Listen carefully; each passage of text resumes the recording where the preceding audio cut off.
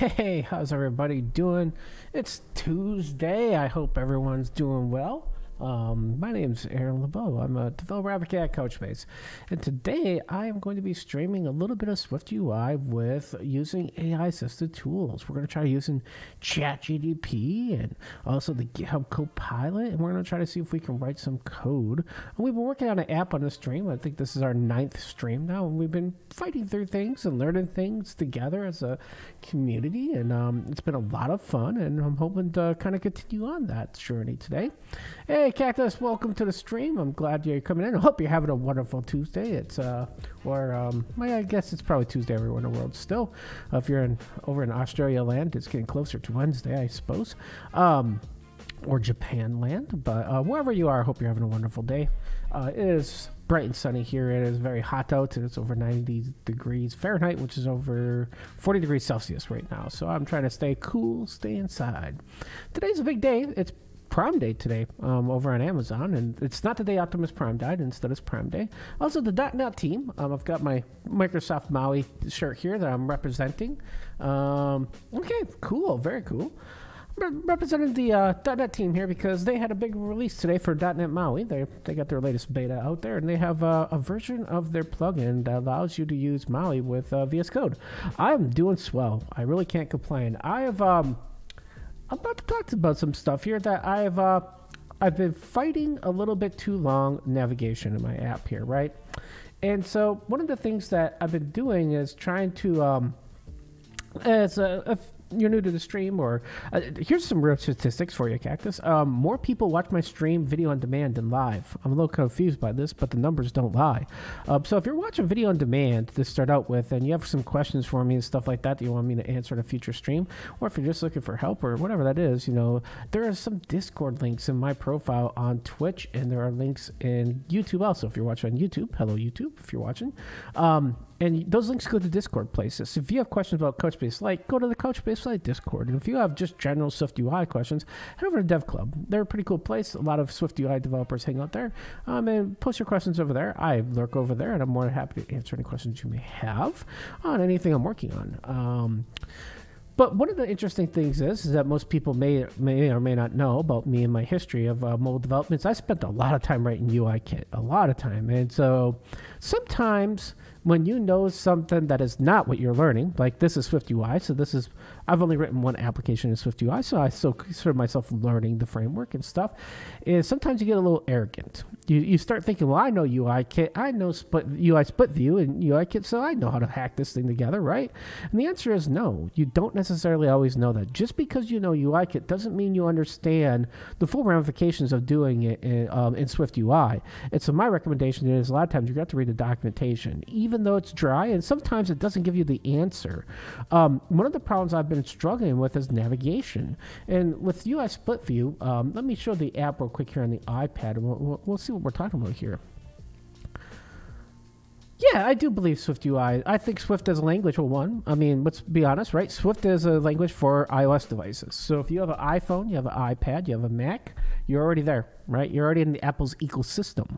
And then if you're looking to get to a mobile development job and you're looking to build on Apple's platform, then Swift is your place you want to be. Now, if you're an Android user and you like Android and stuff like that, well, then Swift is maybe not the best language for you to get started with. Maybe you want to go with something like Kotlin. Kotlin is the language platform for Android development, and that would get you into the world of doing Android development. And then, of course, if you want to just be the most general developer in the world and just write anything regardless of what platform it's on, there's always JavaScript and the web. And if you write a web page, there's mobile web browsers, right? It should work. And then in that case, JavaScript and, React are not necessarily bad platforms. There's no wrong answer in this, really. You just have to, and all of them are going to have different hurdles that you'll have to solve. But here's the whole thing about learning how to program. And the heart of it is that no matter what language you pick, okay, so if you pick Swift, you pick Kotlin, you pick JavaScript, it really doesn't matter because all computer languages are based on core computer science concepts. And that means once you learn those core computer science concepts, that knowledge transfers between languages. Loops are loops. It doesn't matter what language you're in, there may be a different syntax for it, but loops are still loops. And the way that I try to describe this is in natural human language. If you speak multiple languages, say for example, you can speak English and you also can speak Spanish. Or for me, I'm Native American, so I can speak Ojibwa a little bit, right? And so if I speak the word no, that means no in English, and I can learn that and say, okay, that means no, and I know what no does. But if I speak that in Ojibwa, I'd say gawin, and that would mean the same thing, but in a different language. The whole theory is that, but the option of what it does doesn't change, right? If you say, would you like to go to the restaurant, and I say no, that means I don't want to. If I say gawin, that also means I don't want to. Two different syntax that mean the same thing. So this is what happens in programming languages. A lot of times we have concepts like loops, variables, scope, functions. These things, it doesn't matter what language you're in. The concept is the same. The syntax may just be a little bit different. So here's the beautiful thing about computer science. Once you learn a language, you can learn other languages based on the concepts you've learned from the previous one. And the primary example I always get is if you learn Swift, you can learn Kotlin pretty fast. They're very similar languages. The code looks very similar.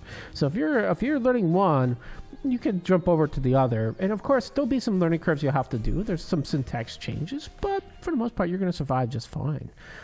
So I've got this app here, and I want to make sure that the experience is the best possible in both iOS and on iPad and Mac. But we're going to get to Mac after. But really, I've been testing it super hard on both iPad and iOS. And those are my two primary factors. I've got a physical iPad over here on my desk. I've got my iPhone here. I want this app to run on both of those really well. And I've done enterprise mobile development specifically for years, and a lot of times we have these target platforms or these target devices that we're trying to guarantee that these enterprise apps work for. The app I'm writing right now as an example app is an expense report system. It's a system where you can put expenses in, and you're like, hey, I bought some stuff, and the company's going to pay me back for that. So maybe I went on a trip for the company, and I have some taxi fare or Uber fare, and I have a hotel and a plane ticket. I'm going to put that in my expense report, and the company's going to reimburse me for that money I spent. But yeah, that's the theory. Well, hey, thank you for saying that. I just look at, I've been doing this about 28 years, and it really doesn't matter what language. I know like 6 or 7 different programming languages, and I use them on a regular basis. I use JavaScript, TypeScript, JavaScript, TypeScript, C#, Java, Kotlin, Swift, Python. There's a couple other languages technically speak I know, but I don't use them all the time, so I don't like taking credit for them. Like I can write C and C++, I can read it. If I had to write it, I'd struggle a little bit, and I know Go enough to be dangerous. I could write Go code if I had to, but I'd have to look at the documentation a lot. I know enough concepts where I could get into that language if I needed to and write in those languages. So that's 10 languages right there that I could name off the top of my head that I could read the code in.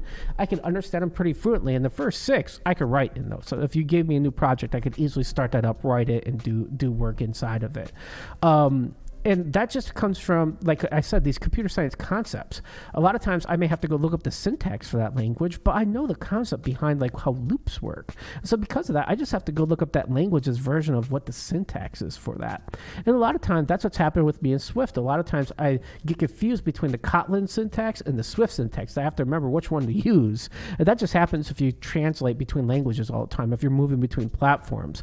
And that is a problem that happens to developers if they have to work on multiple platforms and they're not using the same language, and that sometimes could be a little bit painful.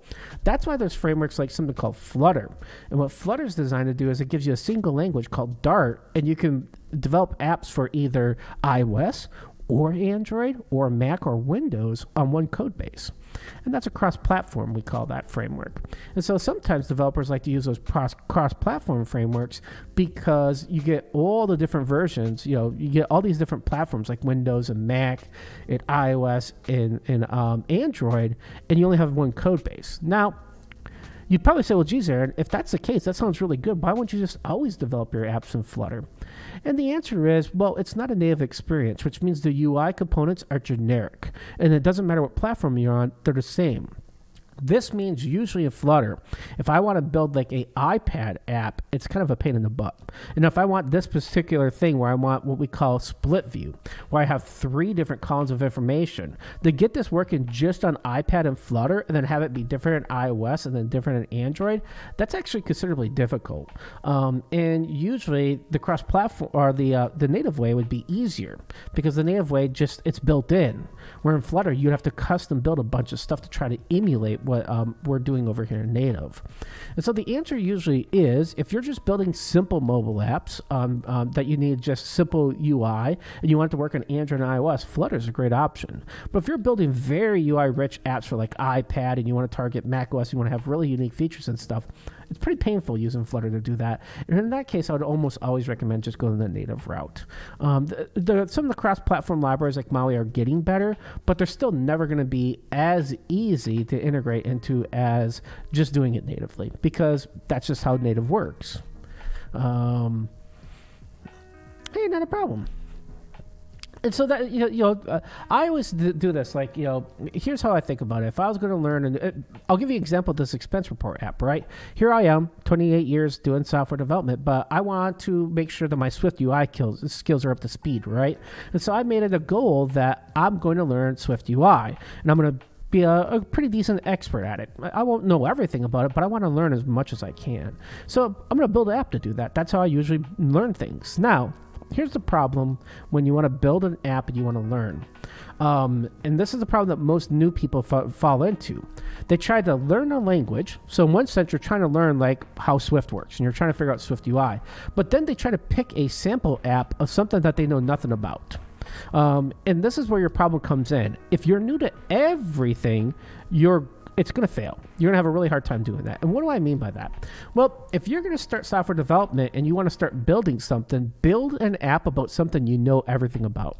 And the example I usually give is that if you like Pokemon a lot, build an app that just lists out a bunch of Pokemon.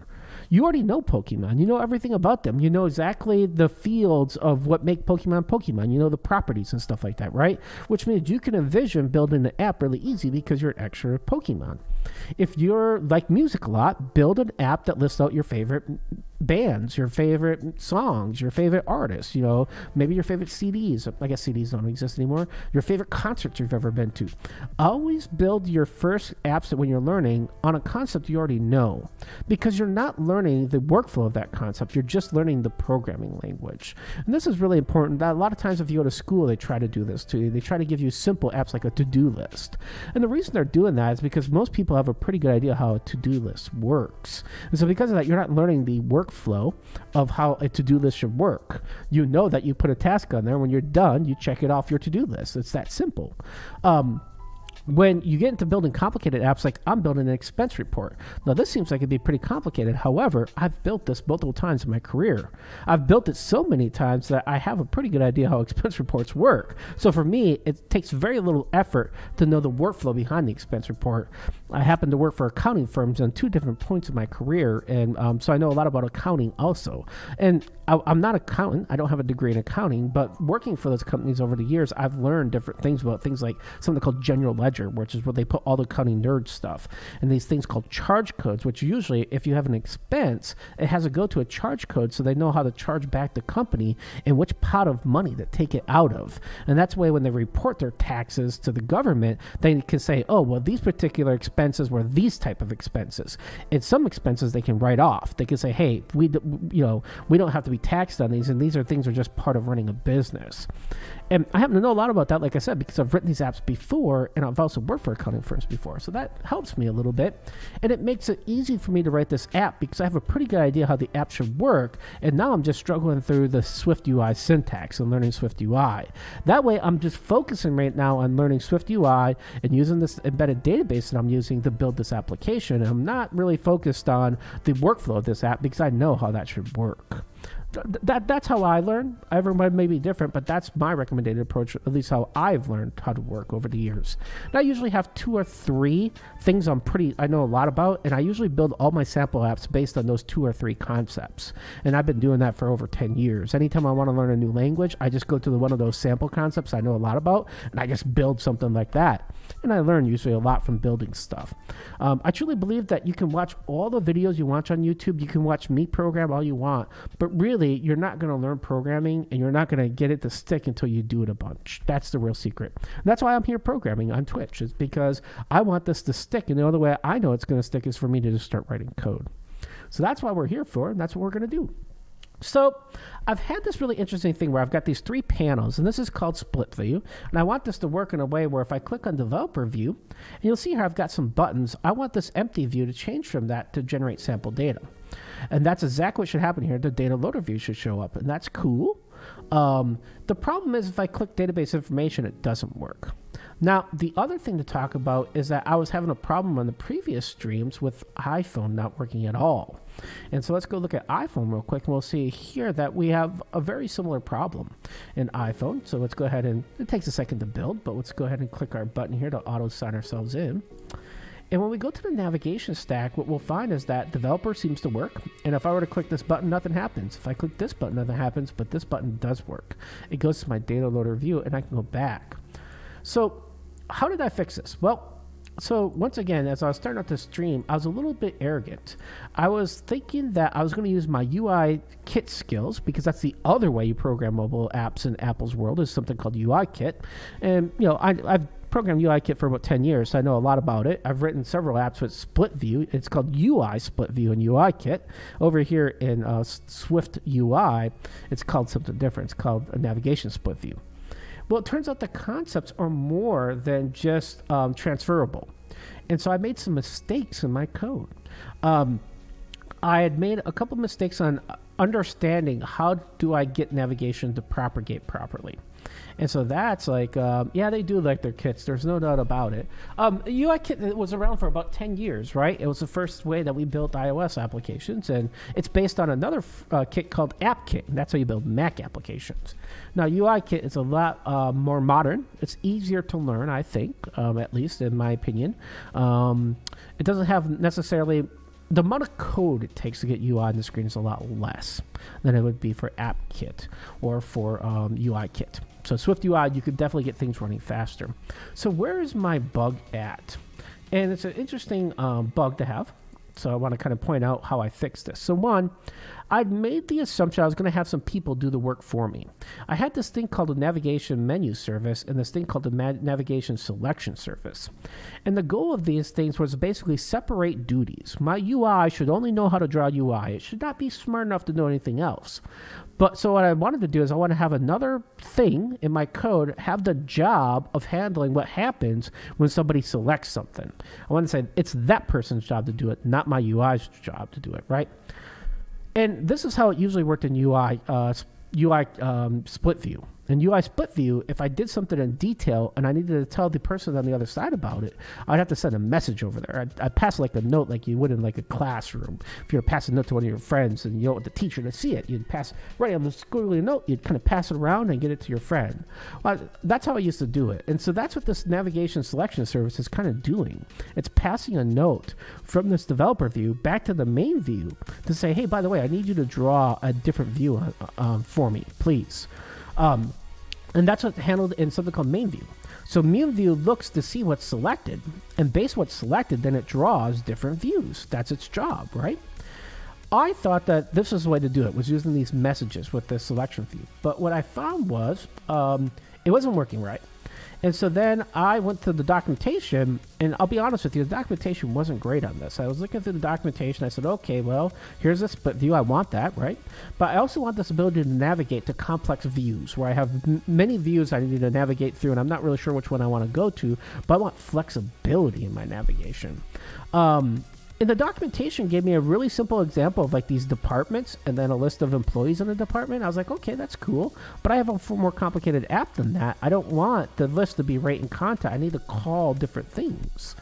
And it doesn't really have a great example of that. And I looked through all the documentation. I saw this. And I'm like, okay, well, it's got this navigation link thing, and it says here that I can also do this.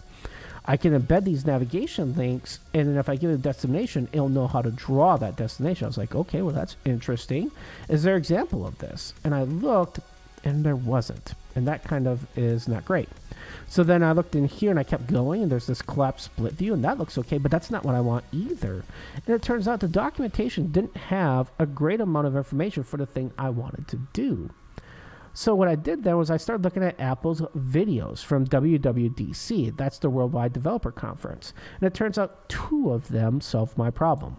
The video here on SwiftUI for iPad, Organizing Your Interface, gave me some inside information about how SplitView works in this video. It's a pretty long video. It's about 18 minutes. Another video I found was SwiftUI cookbooks for navigation. And these 2 videos, they didn't give me the answer. I'm going to be clear on this. I didn't watch these videos to become an expert. However, they gave me the background information for me to figure out, oh, this is what I need to do differently in order to make this work. So in the past, what I was doing, if we go look at our Xcode, I was going through, and inside of the developer view, I was using a button. And when I had the button click, I would send a message over to the selection view to say, hey, by the way, hey, in this menu service here, I'm going to find this selection and tell the other screen, the main screen, that I clicked on this. And then the main screen should update. Well, that works on iPad only. And you got to think about this for a second to understand why it only works on iPad. The view we have here, if we go to iPad, let's go back to our Xcode here and get our simulator up. If I were to look at this on iPad, I want to log in, bring this up. I have all 3 views open right now. I have the expense reporter here. I have this detail view, we call it. This is called the sidebar. This is called the content, and this is called the detail view. Well, when I was sending a message on iPad specifically from right here, the content view, to the main view, it could send a message to detail view and say, detail view, update what's currently drawing. That worked. But the problem on iPhone is, if I run iPhone and I were to go into my developer view, I don't have detail view open. Detail view can't even take a message to open that detail view because it's not open. The only thing open is developer view. So even if developer view sends a message over to main view and says, hey, update the detail view, well, it's not on the screen to draw. That's the problem. So my hack doesn't work on iPhone because of the fact that the thing that it's trying to show up isn't available. And so I started looking at this going, well, okay, that means that I'm doing it wrong. And the answer is I was doing it wrong. So how do I solve that problem? Well, the answer is to not use buttons. And the answer is to use something called navigation links.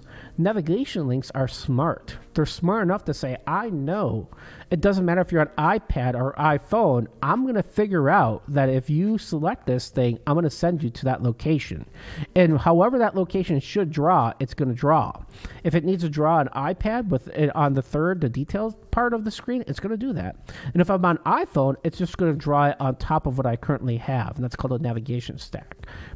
And that's what it's going to do. So the theory is that I was using the wrong pattern, we call this, or the wrong way of writing this. I was trying to use my previous knowledge, and that was wrong.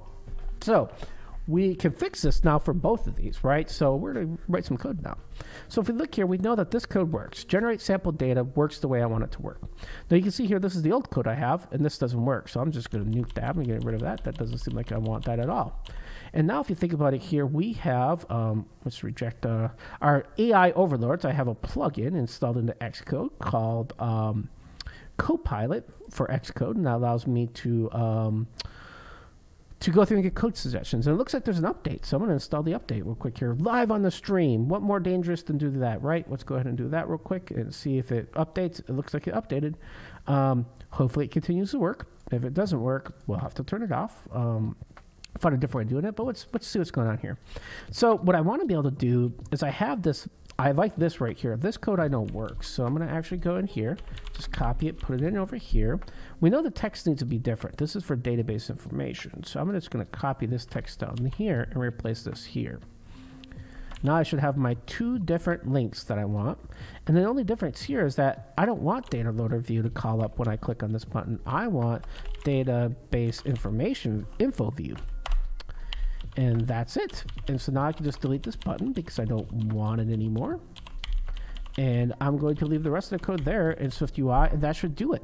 So we now should have a stack of different links. There's 2 of them right now. If I click on this generate sample data, it should take me to the data loader view. And if I click on this database information, it should take me to the database information view.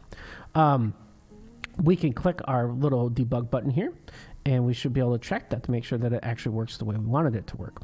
So if we go to developer here and we click database information, we are now in the database information view. And if we were to click the data generator, it goes to the data loader view.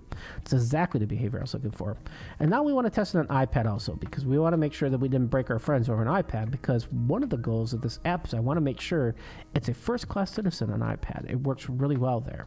A lot of enterprise apps, you want that tablet support also. A lot of executives I've found in my career use iPads a lot. And it kind of makes sense. They're a bigger screen. And most people with the phone, if you get older, it's harder to read. And for executives that are older in age, a lot of times their eyesight goes. I'm not making fun of executives. I'm also very old, and my eyesight, I also have reading glasses. So an iPad screen is a lot easier to read because it's just bigger. So a lot of executives like iPads because of that. So I'm going to go into developer view here and make sure this works. So if I click on this empty view should change. And it should be data loader view, and now database information comes, and that should come in. And if I get rid of my sidebar, and to do that on the iPad, you're supposed to drag over this little bar right here. And if you do that, then you see that I have my 2 views. I can get that back if I just click this button. Now, one thing I'm a little aggravated about, and I'll have to figure out how to do this, is my button disappears. There's a way you can keep that button there, so if you want to hide it, you can just click the button, but I'm not sure how to do that just yet. So I'm going to put that as a small feature request, and a future release will do. The most important reason why we want this, though, this behavior, and there is a reason that we want this, is that if I go to SplitView or slide over, I'm going to start with SplitView. I'm going to say that I want my app to run at the same time as this freeform app. What's going to happen is my app will dynamically update itself so that it runs like it does on iPhone. You'll see here that now if I go to developer, I have this, and if I click this, it's switched over. I don't have the 3 views anymore. On this iPad, I can make this app look exactly like it does on an iPhone. I can have multiple apps running at the same time. If I don't use these navigation links that Apple's providing me in the API, this won't work. That's bad. And so that's the reason, the second reason why you don't want to hack this. You want to just use the Apple APIs that are available. So this is working pretty good for me. As you can see here in SplitView, I'm able to navigate back and forth and get my views I'm looking for. This all looks great. So I think that I've got the navigation thing figured out now. I feel pretty comfortable about that right now. So we're just going to close this out, and we can start our development process again now. So we've got the point where our database information view is showing, and then we also got the ability where our data loader is showing. Our goals was to get through these 2 screens and try to get them working, so we can see information about the database. We can also see information about data generation. Let's start with the database info view, right? So we look here, and we've got a just a list of information, right? But we're probably going to need the ability to get a bunch of information from the database from somebody. That's probably not a bad idea, right? And so we don't want the view to do that. That seems like it's a lot of work for the view to do. So we probably want some kind of like person's job to do this, somebody else other than this view. And usually the pattern is that you can use something called ViewModel. ViewModels are the ability to basically have somebody else's job to go get this information, bring it to the view so the view can use it. So I'm going to do that. I'm going to make a new group here called ViewModel. And now we have view models here. I'll just drag this down to the bottom because I try to keep my stuff in alphabetical order as much as possible here. So let's see here. We've got views, data. Let's move this around, structure this a little bit so we can find things better. We'll move services here. I'm going to keep these 3 things down here because these are basically the core of the app, but these are the kind of different things. So I kind of like my app when it's laid out like this. I'm going to make a new Swift file. And we're going to call this database info view model.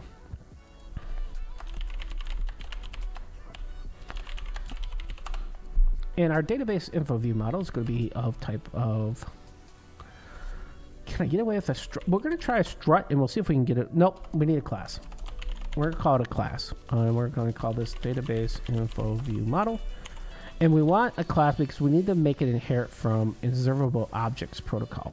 You'll see here already it's our AI overlords. I have the GitHub CoPilot installed, and it's giving me a recommendation of things I may want to do here. It's actually not far off from the truth of what I want. I'm going to accept. Let's see what our AI overloads are going to recommend us do with our view model here. So it's saying I should get a database info object, which I don't have, but it says I do need a database manager. And then it told me to do something with this function, but it didn't finish writing it. So that's bad. That's wrong. So our AI overlords are not going to replace us as mobile developers anytime soon, because you can see here, it didn't even give me good code to complete. And a bunch of this is actually wrong because it doesn't know enough about my code. But let's comment that out for a second. And let's go take a look at a couple of things to know about our application. So to start out with, our database manager should be a singleton, it's called. And a singleton is a pattern, which means that it just knows how to create itself. Let me see if that's what it is. Is it a singleton or not? It's actually not a singleton. It's an observable object instead.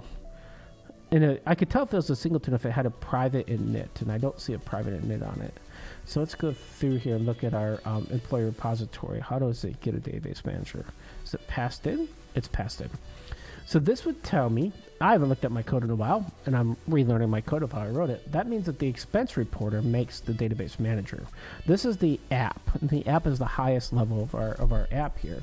And so because of that, that's where the code's getting generated and made, which means I need to now tell my view about that, because or my view model about that. I'm going to need a reference, that we call it.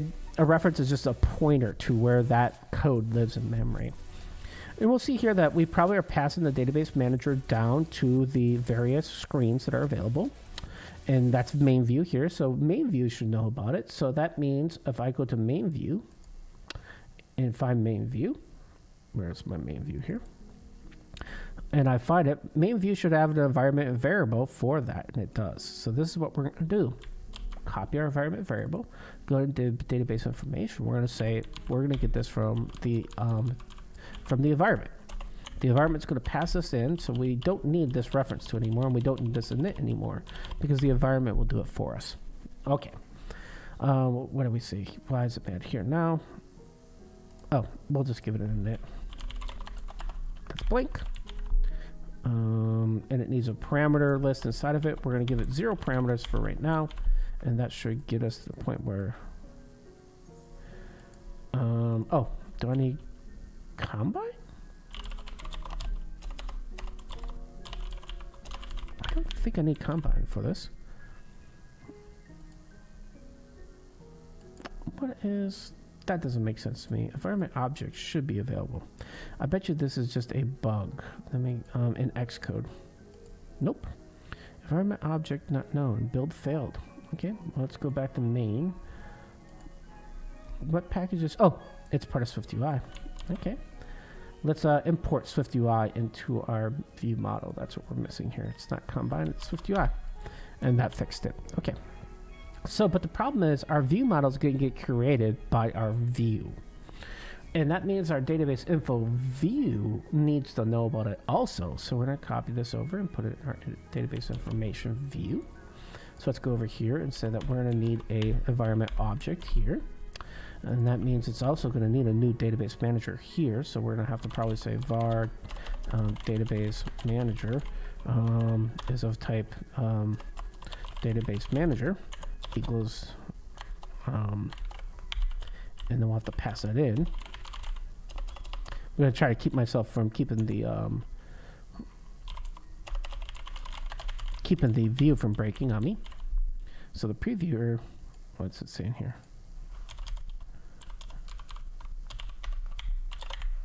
That should work.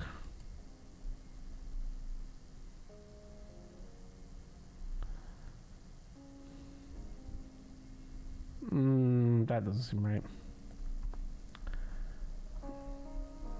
How do I do it? Oh, I bet you I don't even need to use it because it's environment variable. Where's my data view? Yeah, I bet you because it's an environment object. That's one of the reasons why we want to use these, is because we don't need to initialize it inside the constructor. So let's take this. The init is the constructor, by the way. Let's see here. So that should keep working. Preview is working. But now the problem is that when we create this database info view, we have to pass this down. And so we do that inside of our main view, I want to say. Let's see who does this. MainView. Is MainView the thing that's calling up the... Yeah, right here. So you'll see here, data loader view is coming from here. And so we'll need to say environment object. We'll have to pass a copy of the database manager.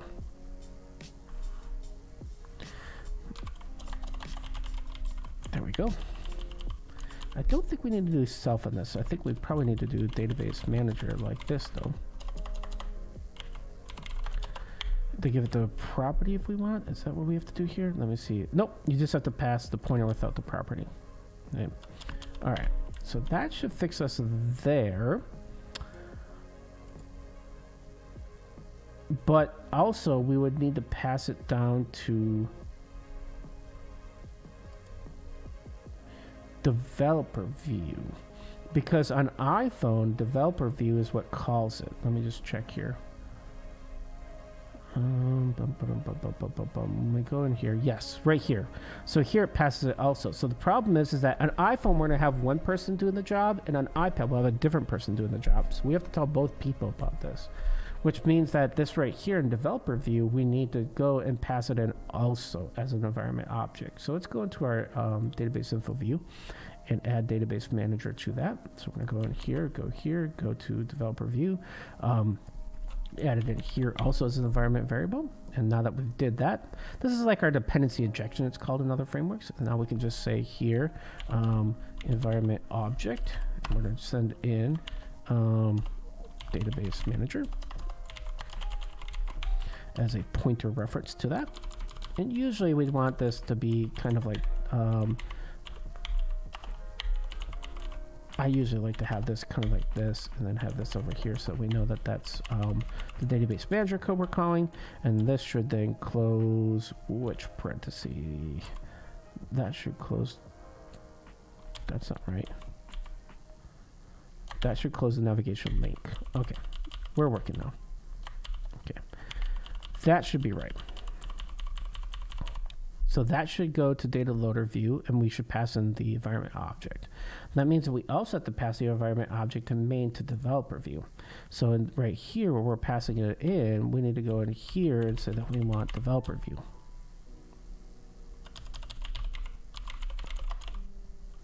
Developer manager, not developer view. Developer manager. That should be, why is that not? Usually if the color's not highlighting, that means I typed it in wrong. Let's grab the spelling here so that we can go check that. Yep, I just typed it in wrong. There's the proper name for it. Database manager. All right, let's see here. Now, we should probably clean up developer while we're at it. We're going to do some refactoring real quick here, because developer view, remember, I had this old pattern way of doing the selection stuff. I don't need to use that anymore. Well, if I don't need to use that anymore, I shouldn't need it in my reference here. So what I'm going to do is I'm going to comment out this code and then build to make sure that it still works. So we're just going to comment out. I used to like comment out before I start refactoring a lot of code, because if I break something, I don't have to worry about fixing it then, right? So the first thing I don't have to worry about like getting it back. So what I'm going to do is I'm just going to comment this code out here. And then in our previewer, we also can just copy this and paste it and comment this out and then delete it and just do that. Now the theory would be, if this all works, I can get rid of all that code as long as my app still works. So this is refactoring. Refactoring, just like in fractions in math, where you want to change something or get it down to its smallest form. So we want to refactor to improve this. So let's go into our main view now, and what we're going to do here is in developer view, we've already passed in database manager, but we don't need to pass these other two things in. So we can just, I'm just going to delete this line because we know how to get those back, because we know what we're passing in. We're just going to do that and see if this still works. We'll test on iPad first, then we'll test on iPhone. Let's go to iPad, make sure that we can still get our navigation menu, go to developer, click generate sample data, that works, that still works. If I were to go back to expense report, that works, and if I go to user profile, that still works. That tells me my app did not break. We'll check iPhone real quick to make sure my iPhone worked, and then we can delete all that commented out code because we're not using it anymore. That's one of our goals here. All right. And let's go here, let's go here, let's go to developer, make sure that that works, make sure that works. All of our navigation's working. We didn't break anything, but we were able to update our code, so that's good.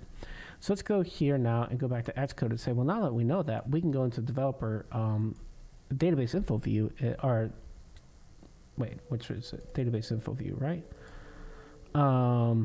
I'm sorry, it's developer view. We can go through and remove all the commented code I just had.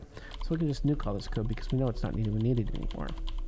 We're gonna clean up this code quite a bit, get rid of all this code that we didn't use, keep our code nice and clean and small. Let's go ahead and do that also. So now our code's pretty small and clean. That's how I like it.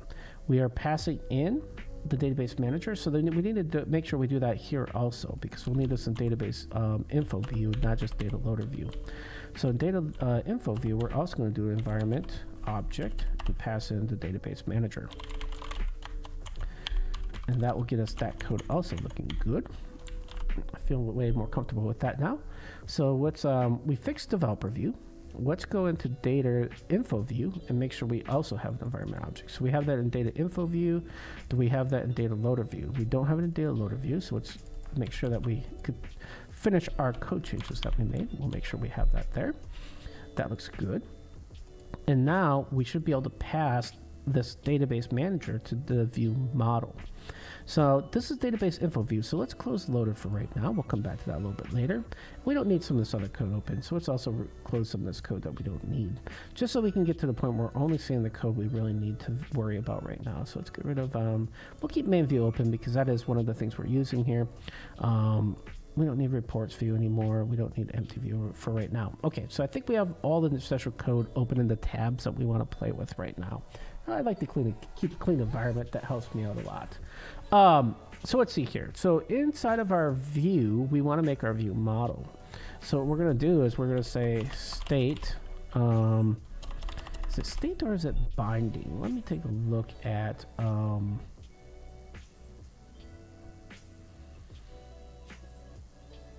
Do I want a binding view or a state view is the question. Let's go to our employee view real quick here, because I remember that for a while there I was using state, but then I think it's binding. Binding lets me bind to an observable object, I want to say. And if we go to, that would be based on a selection. That makes sense to me, because then if something changes, you'd know about it.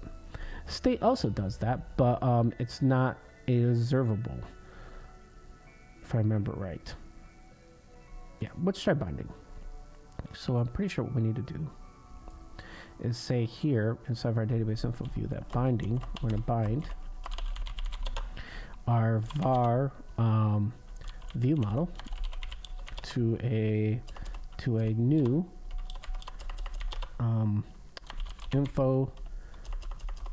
database info view model, and we need to pass in the database manager.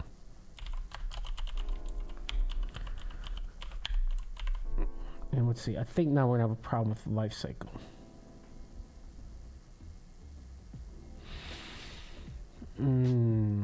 So I think what we have to do is this then. We have to say that it's going to be equal to a database manager nullable. And then what we'd have to do here is we'd have to say on appear. And then we're going to just say on appear.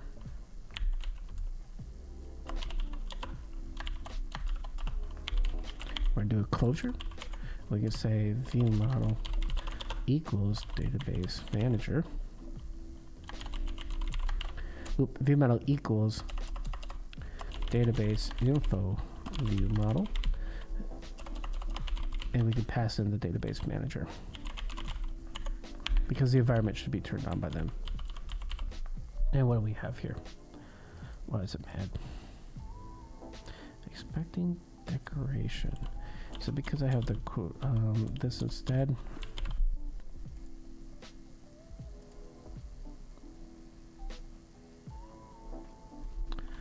Wait, what? Reject. Expecting decoration. It'd be on this view.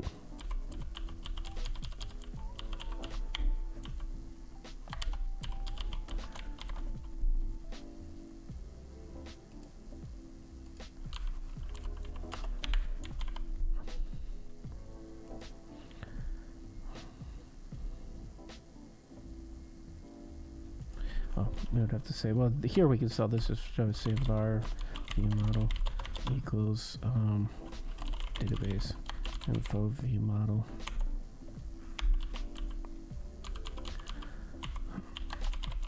Well, we could say just no.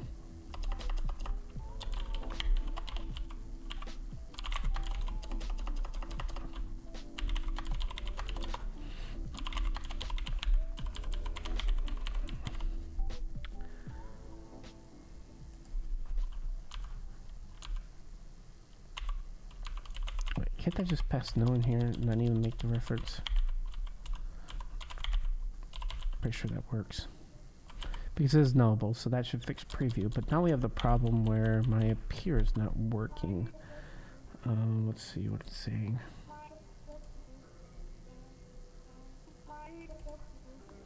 So it's not going to let me do no, even though I tell the binding to be no. And it's expecting decoration. How did I do this in expense report? Or not there. Employee view, I already did this. So I have a binding here for navigation item. How did I handle this in preview then? Oh, I commented out preview. So that's what I did. Well, that's not good. I probably am going to have to fix that. Let's see here on change frame. So I do have appear. But I do it not on the view itself. I do it on the stack inside of it. I make a stack view that does this. Yes. So I have a navigation view and then a form inside of it. Okay. I'm catching myself up to speed how I did this last time. So instead we wouldn't do it here. We would have, let's make it a V stack. Put our text here. And then we'd say when the stack appears, we want to do this right here.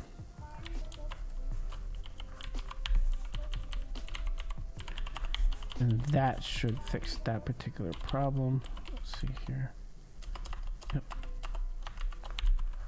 Control A, Control nope. That did not fix my indentation problem. Here, why is that indentation working? On up here, perform this. Am I missing another one? That's just not working because I have something wrong with my code here. Let's see what's wrong here. It should be over here. That should be right. Our code folder is not working. That means I have something defined wrong here. Argument pass that takes no arguments.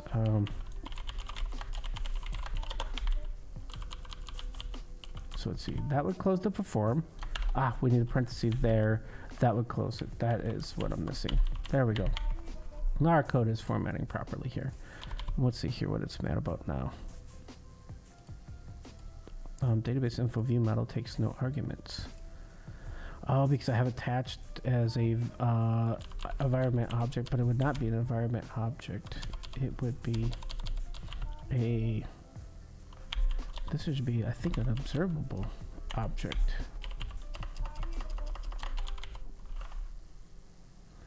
Observable object. And this would be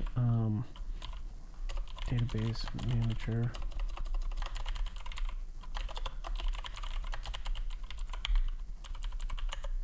And here would say self dot, no, not self there, self database manager equals database manager. That should set the reference. what's going on here?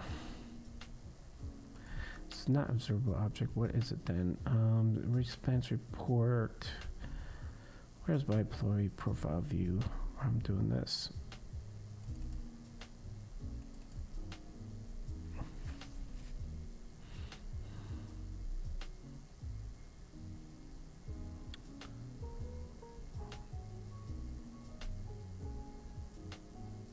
I think I could just make it a private, because I think about it, it's not, I'm not gonna, it's not the database itself that will be observed. So I think I could just say this, because it's not that. I'll publish the information out to the view that I need. So I don't need to make that observable. Now I think about it, I just need a pointer to it so I can pull properties from it and make those properties the thing that I'm going to show up in the publish. So that should fix that. Let's see here. Now who is still mad at us? Let's go back to, we still got 2 errors. Who is the error now here? So that went away. And then we still have this thing where it's mad because you can't do a binding on a nil. But it is nullable.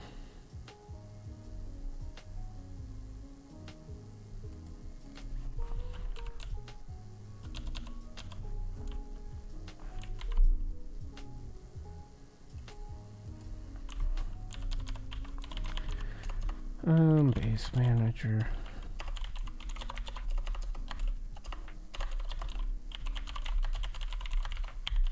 Can I just do that? Why is it not going to let me do that? Can I change it to...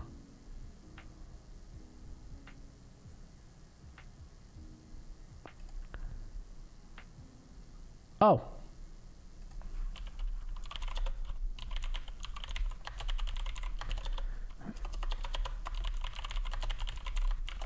Actually, we don't even have to do var here. We'll just say let, and then we can just say here.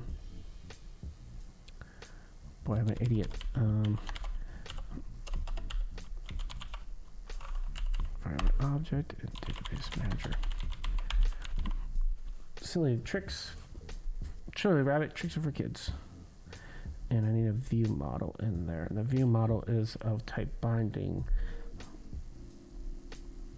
And then can I pass a nil for that instead? I think, was this my problem that I had? Or the view model can't be nil, can it? So let view model go information developer info database. I can't type right today. Info view model. And we're going to pass in our database manager. This is just to keep the previewer working, the canvas they call it. If you don't have the preview, here this is a macro. If you don't have that working properly, it won't work. Let's try to build now and see what happens, see where it's mad about. And I think I just have to say view model. Like that. Can I convert?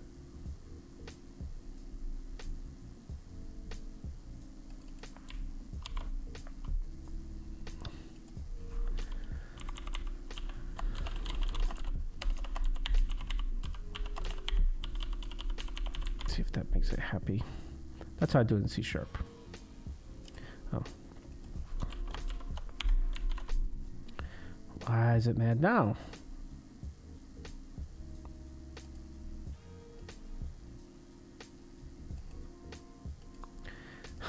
I say to fix it, then it doesn't fix it. Cannot convert value of type database manager to expected binding database info view model. Oh, this is so stupid. For the love of everything that's good in the universe, all I really want to do is get this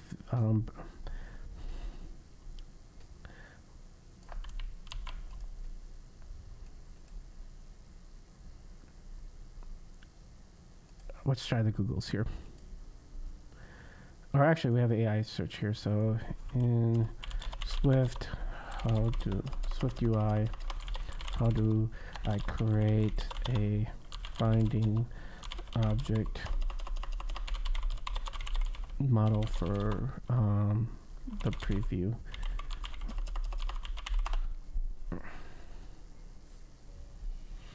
So this is Pint, which is a AI-assisted searchable search engine. So we say we have published, we say preview, so preview environment, my view model. Your environment object. No, I don't want an environment object. It's a bindable.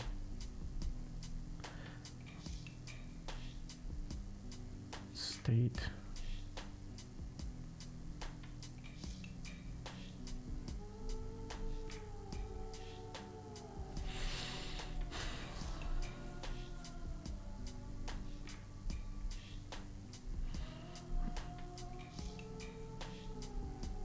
So let's see what the first thing is saying.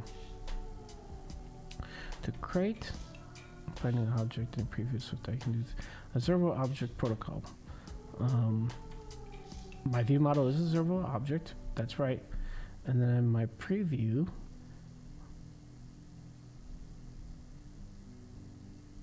environment object, but then here if it has to, that's not what I want because it's not a variable object.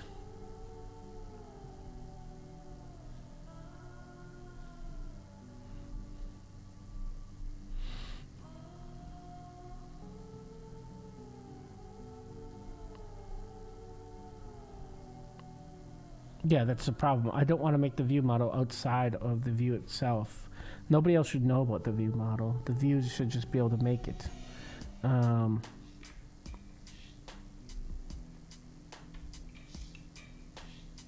Value constant true.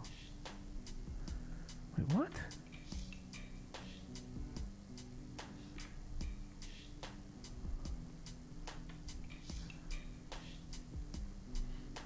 So I have a binding.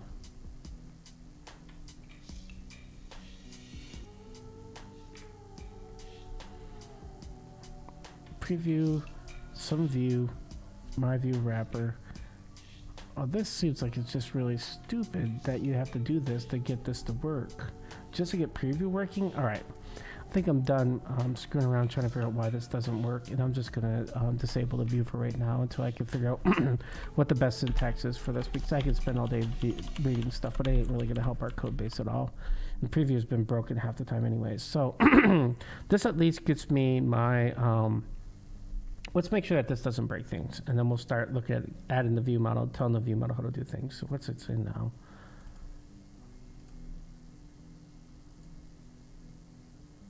Wait, what?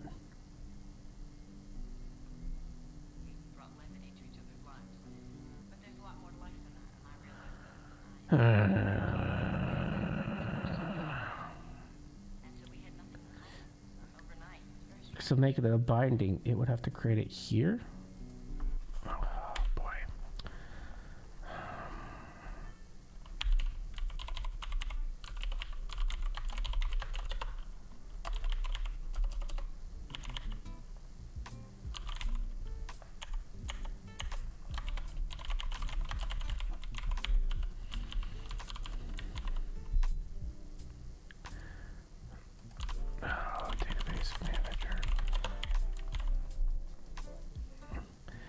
Is it bad now?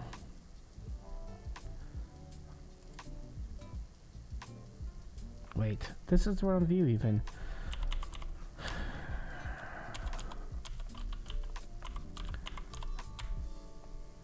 What am I doing here? Breaking everything now.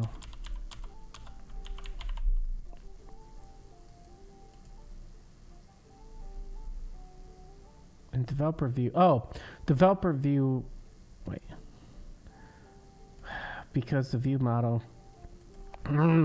this is what is terrible about dependency injection, is that, you know, if you're using dependency injection, everything about the injection has to know about it. Why can't I just make this state? Can I just make this state? Instead of binding, can I just say state?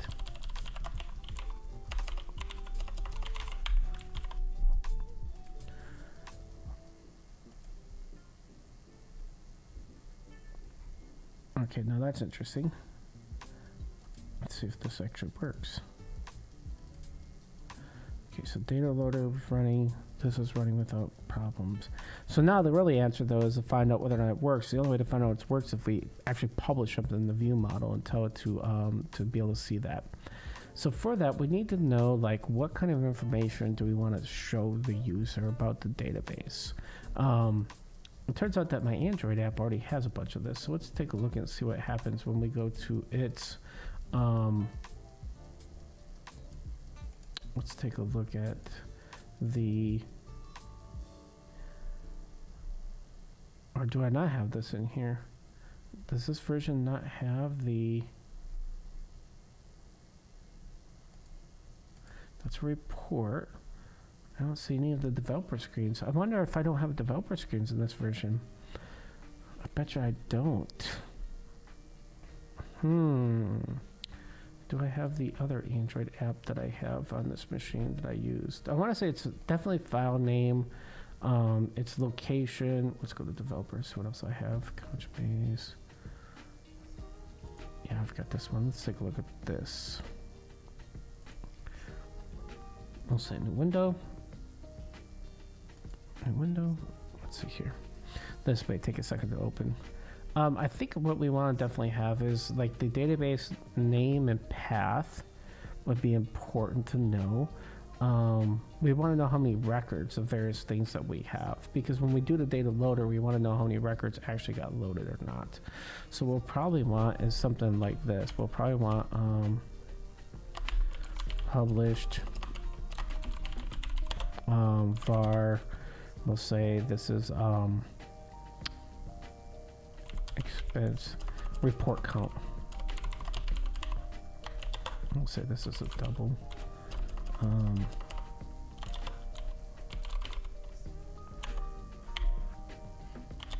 0 by default, and we should be able to say that we also have a expense count, and we also want to have a manager count. We'll also want a user profile count. We'll also want to know about what are things we want to know. Expense types count. We'll want to know the published. We'll want to var. We'll want to know the database path, and this is a string, and the database name.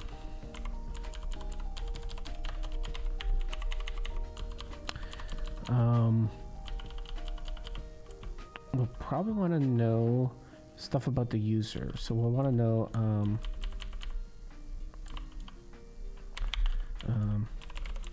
we'll say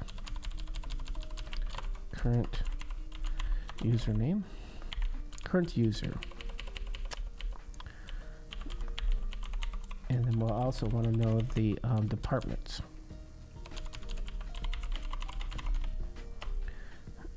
User department. This will be probably a string, an array of strings. I think all that is legal, right? And so we'll want to have this as a showing up in a list of things that we want to be able to have the UI now generate and draw. And then we'll ask the database manager for a bunch of, well, we'll ask some repositories for this eventually, but for right now, the database manager will tell us the path, the database name. The current user we have to get from the authentication service, right? I'm going to say authentication is who has the information, and that was going to our services and make sure that that's the case.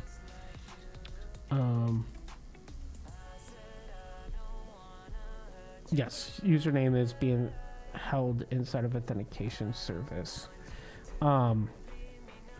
But I want to say that the user, the employee repository keeps the current logged in user, authenticated employee right here. And so that gets set, and that will have everything about the employee, their picture, all that kind of stuff. So what we want to do is get employee repository into the database information view model right away. That will have to be passed down as a environment object. So we would have to have database info view know about it. So this would be another one that we'd have to add in. And we'd say this is employee repository. Employee repository. There we go. That should keep us there. And then we'd want to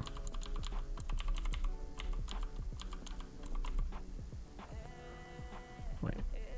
Is this because this is environment? Because it's not a view. I don't think it could take an environment object. Yeah. Because it's not. So we'd have to pass it down to it. So we'd have to say in here, we'd also want a var employee repository.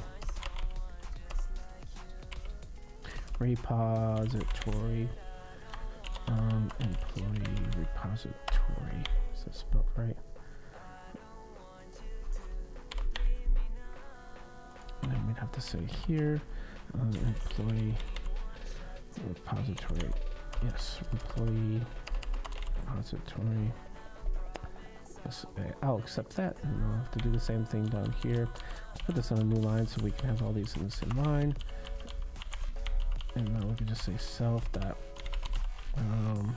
employee repository equals employee repository. And that shouldn't be like that. Let's try to get our formatting fixed. There we go. All right, I feel better about that. So once we know the employee repository, now we can get the information about the user based on that. So we can say, we can start setting things like the current username.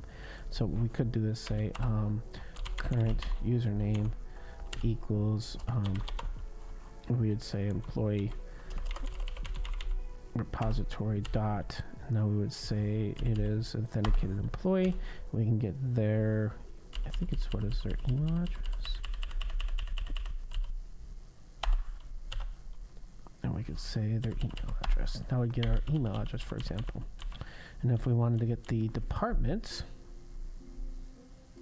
right here. Wait, what's going on here?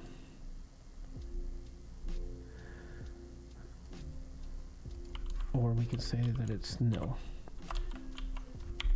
Yeah, we have to give it another value if we can't get that out. So we're saying, hey, that's nullable. So if we see the employee, we're going to give it the employee's email address. If we don't see the employee, we'll just put nothing in there. Can't find. Actually, we should just leave it blank. This should never come up. It should always have the employee. But now we can also say the same thing here, but we're going to say this is going to be departments. So it's the, what is that called? The user departments. We're going to say this is instead of that, we're going to say employee.departments. And it's not an array of names, it's an array of departments. Well, we do want a string. We'll just do this as string, and this is what we'll do. We'll get kind of crazy about this. We'll say if let departments equal, this is a lot of initialization code. We may want to do this in a function. Yeah, let's do this. Let's feeling a little bit uncomfortable with this. Let's do a funct called set data. And let's just do it like this then. We'll call set data in here. Or, yeah, we'll just call it. I think I used to call this load data back in the old days.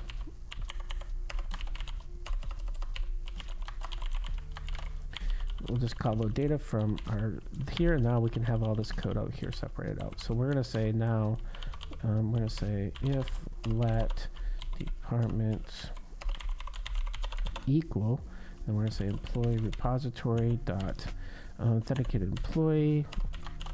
We're not sure if that's no. Dot employee dot department. If this equals this, we're just going to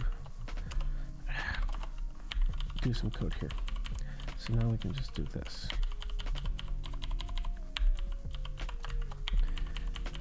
And now what we want to do is we want to say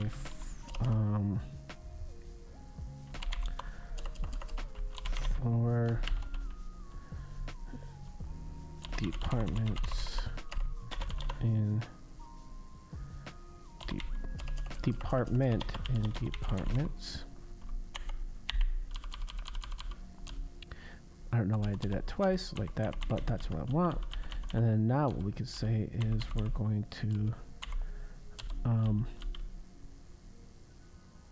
wait, can I just use does SwiftUI have a map in this? Can I just do that? One line of code like I do in JavaScript and stuff. Departments dot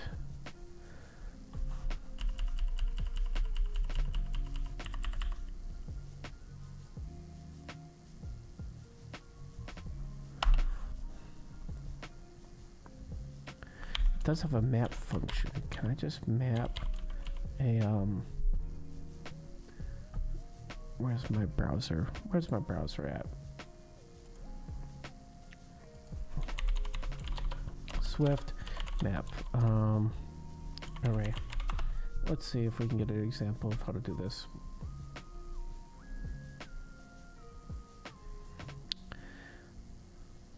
Yeah, I just want to get the names. So what you can do, for example, you convert an array of strings to be uppercase, map, uppercased.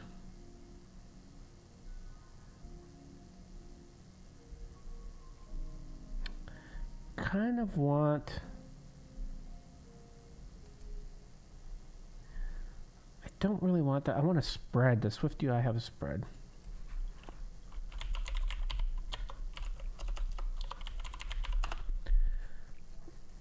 Let's see here. Is there a spread? There isn't a spread operator. There's a bunch of more manual ways to achieve the same though.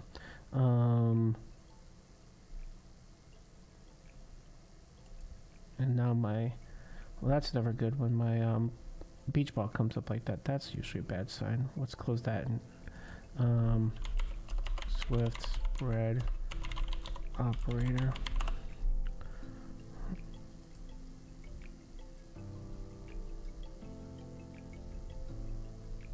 Wow. I really don't want that. I want a spread.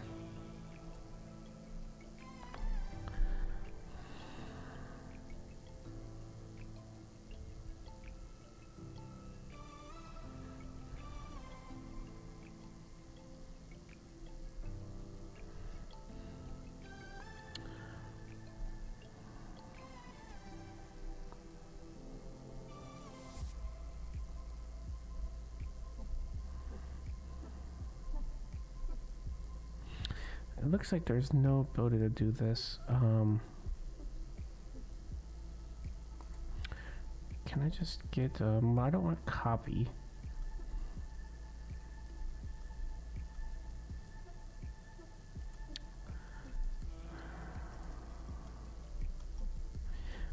This spread is what I really want. I am too used to JavaScript and I am looking for a way to do spread, and I'm getting lazy about this. I'm just like, man, if I just had the spread operator, this would be super easy. And when I go to this article, it just blows up. Let's see here. If they're recommending,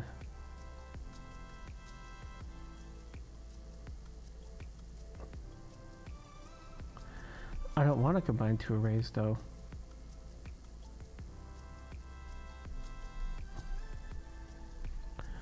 I think they're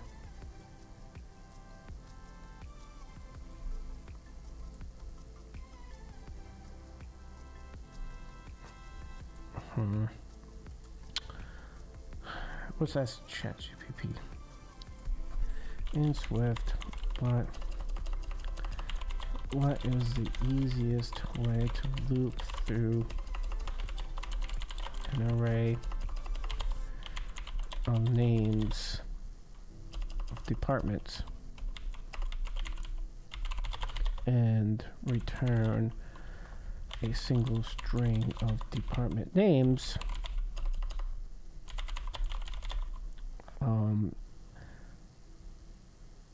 with a comma separating them. Fix our typos in here. See if our AI overlords are going to help us. I mean, that's the whole point of this stream, right? Is to see how well are our AI coders. Are they good? Let's see here. In Swift, you can use the joined operator instead. Let's see here. So joined. So I have let department equals this, and then I could say joined department names, joined separator here. So I have to do a map on them. Once I, wait, why would I need to do a map? Oh, the map would just separate out the department name, and then once I do a map, I can get the joined from that. Okay. I'm cooking what you're smelling here, ChatGPT. Still feel like this should be an easier syntax for this, but let's see here. So if that here, what we're going to do here is say, we're going to map department names to departments map on department name. We're going to say joined names equals this, and then we're going to say this is equal to joined names. Oop. Let me get rid of the rest of this. Let's fix that. And then the only other problem we have is that we called this an array, but we don't really need it. And right now we're getting super lazy about this. We can just say this is a string, and that should show up our departments. Perfecto. All right, let's see what's going on here. Why is it mad now? If let value of employee repository is no member authenticated. Well, that's what the period told me. What is it? Authenticated employee. That's what I have wrong.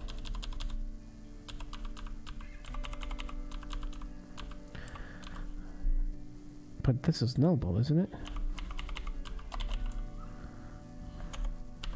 There it is. All right, let's see what if that now fixes us. What's it mad about now? Let's see here.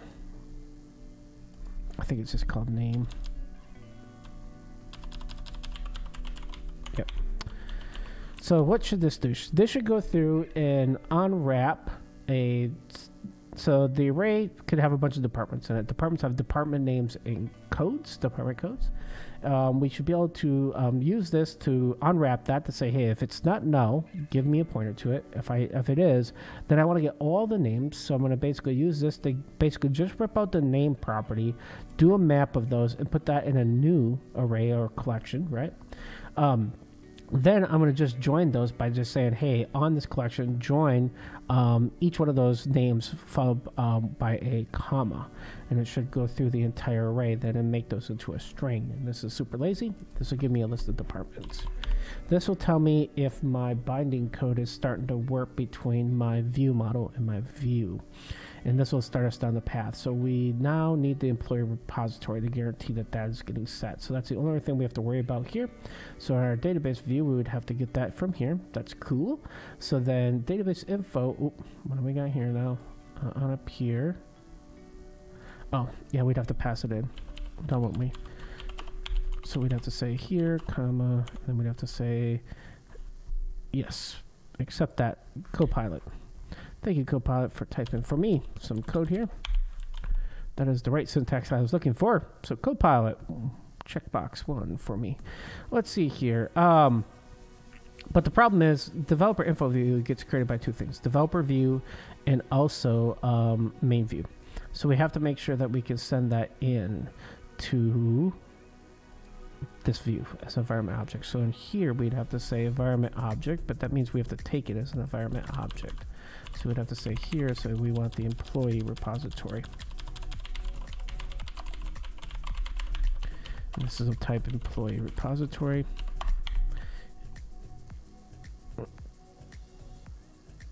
Yeah. Did I type it wrong? I'm not sure what CoPilot was saying that, but then we would just do the same thing here, but we would say this is employee repository. Employee. But then we have to take this out here. Ah, I yanked too many lines.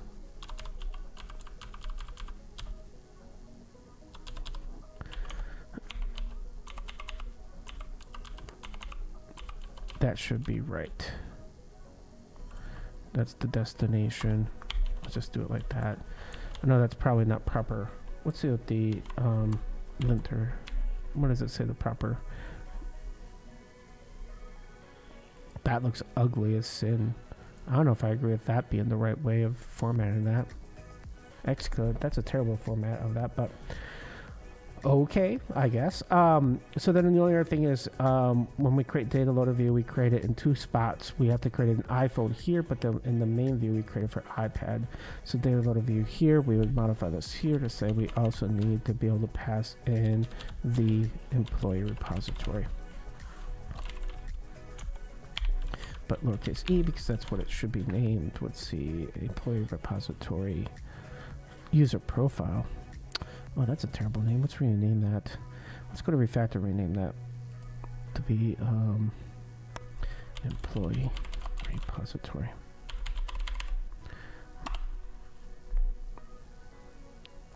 That's better. Oh, that's bad. Oh, God. I refactored it and then it didn't change the name in the code.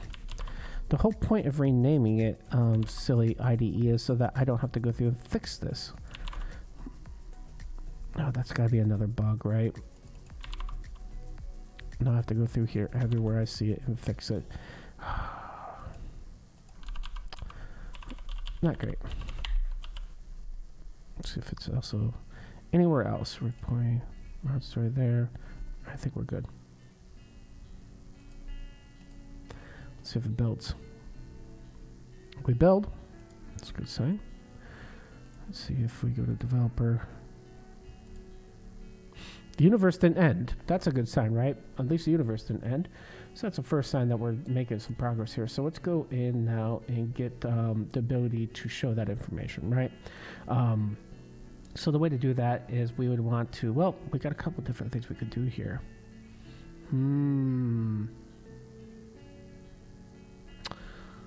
Let's just make this easy on ourselves. Let's just go to database info view. We'll see here that we have some stuff. So we have VStack here. We can just say text. Is there a in SwiftUI? Is there a? I'm thinking the old school way of doing this. What is the equivalent of a UI table view in Swift? UI. Let's ask our chat overlords here. What is the how do I create a? I should ask what is the equivalent way of doing a UI table view in SwiftUI. Normally, what I do is I'd make a UI table view. I'd make a UI table view, and then I would basically go in and use the default cell. There's a couple different types of cell types. One cell type is basically it's got a title and then a detail, and that's what I'd be looking for. So so it's saying to use a list. So a list will give me text rows 1, 2, or I can say data in row.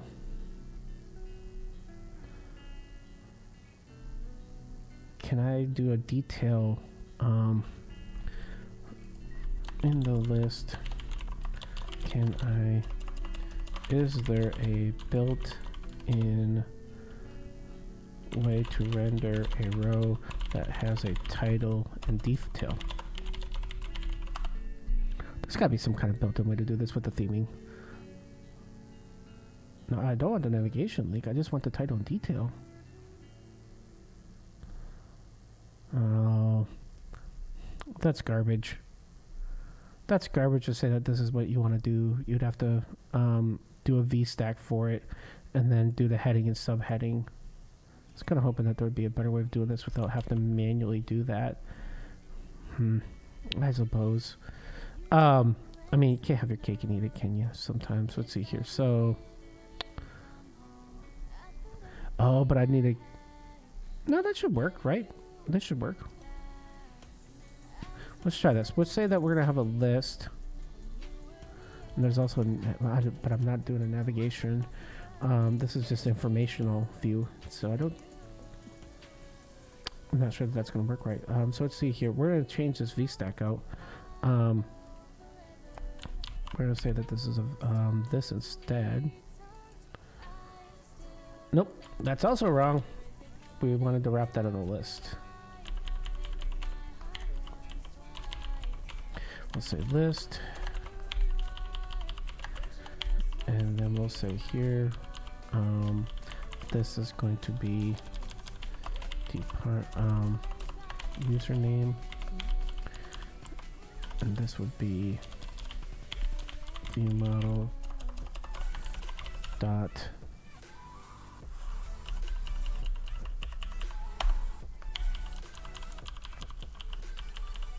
do I have to do like that?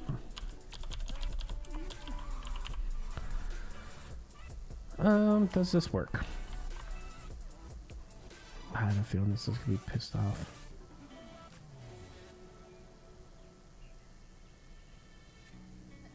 That's what I thought it was gonna be. It was something like this, where if it doesn't have a value, we need to give it a default value. What is it bad about now?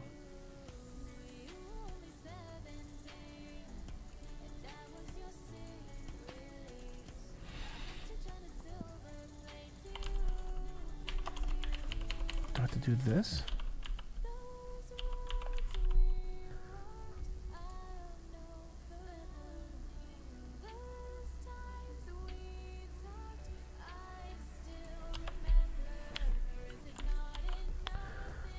Okay, let's see. Can I convert string to expected type binding?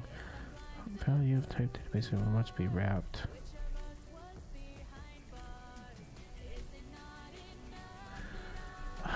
Because ViewModel is possibly nullable.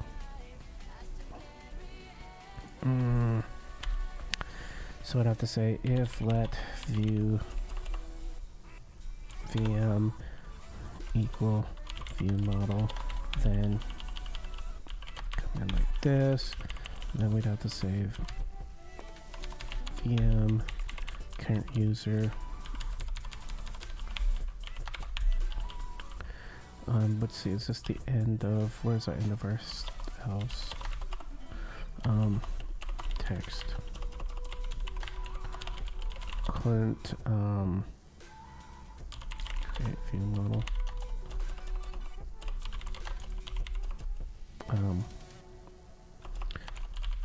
It's not an unknown error, really. I mean, this is just a prototype, I guess, or an example. I'm going to put the real error in. Error can't create view model. Cannot unwrap.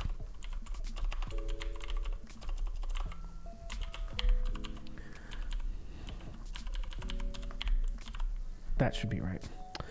Hope everybody's having a Thursday, a wonderful Tuesday. It's not Thursday, it's Tuesday. Good to have myself here. We're just going through and writing some code here, trying to get it to work in SwiftUI, see what happens here. So there we go. Our username is now coming up properly. So we know that we're getting some information back. So now we should be able to do the, since we have the view model, we know it's working, we can get the rest of the stuff from there. So that means that we can also do another VStack, and we're going to have to cut and paste this a bunch of times. So man, so this will be departments, right? Employee departments, and this is going to, instead of be current username, this is going to be the departments. Let's see here, departments. Is that what I wanted? What did I call it in that view model? It's been so long, I don't remember what I called it. What was it called? The unboxed version, user departments. That is right. All right. Let's add that view models user departments to this user departments, and that should work. What are we getting here? This is a random error that keeps happening in Xcode. It says that that's not real when it is. Don't know why that error keeps happening. Do I have the previewer working on this? That's the question. My next question. I don't have the previewer working because of the binding. What's this compile for right now? I do have to figure out why this is happening like that. Because it's way easier if you can get the, when the previewer works, to just look at this. So let's go database information. So you'll see here that Craig is part of the admin and information technology department. So that's exactly what I was looking for. You can see here this nice table view that we have.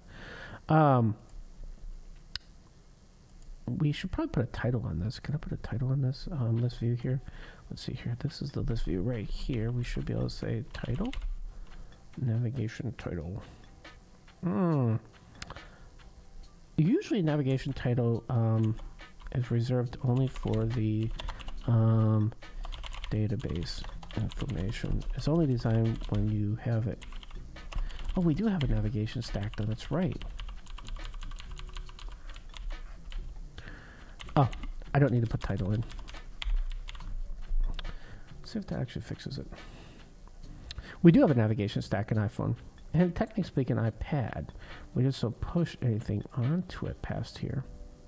There we go, database information. There's we're getting some information from the user profile, and that's pretty cool. So we're pulling information back about that. We're already doing that on our screen, but what we want to do is get our counts on there, because when we start automatically generating data, we want to be able to see those counts and see whether or not they're going up.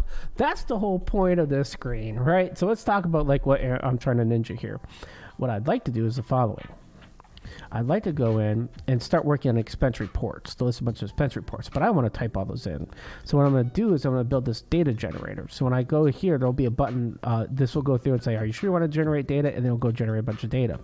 What I want to be able to do then is go to database information and then confirm that the data was properly generated. I want to say, how many expense reports are there in the database? How many expense types are there in the database? How many of, whatever I generate, I want to know the count of those to make sure that the data generator is working right.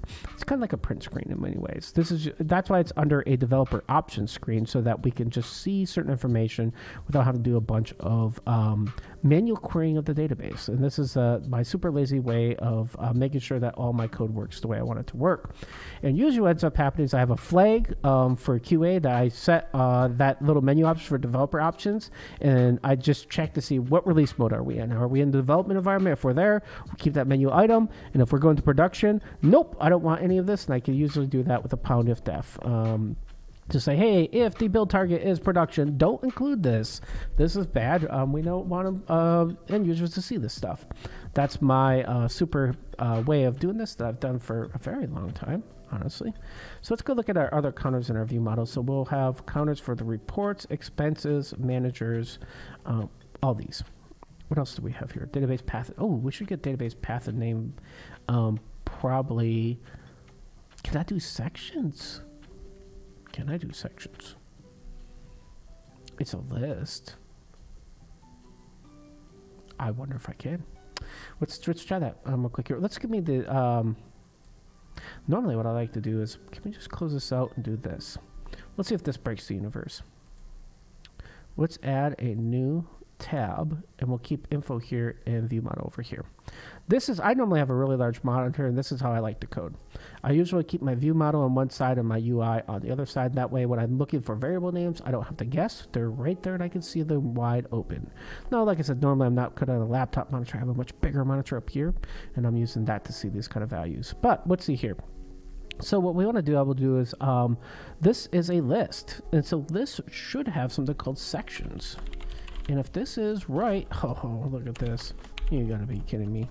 Very cool. Can I just use the title? Title. I could say this is going to be user information.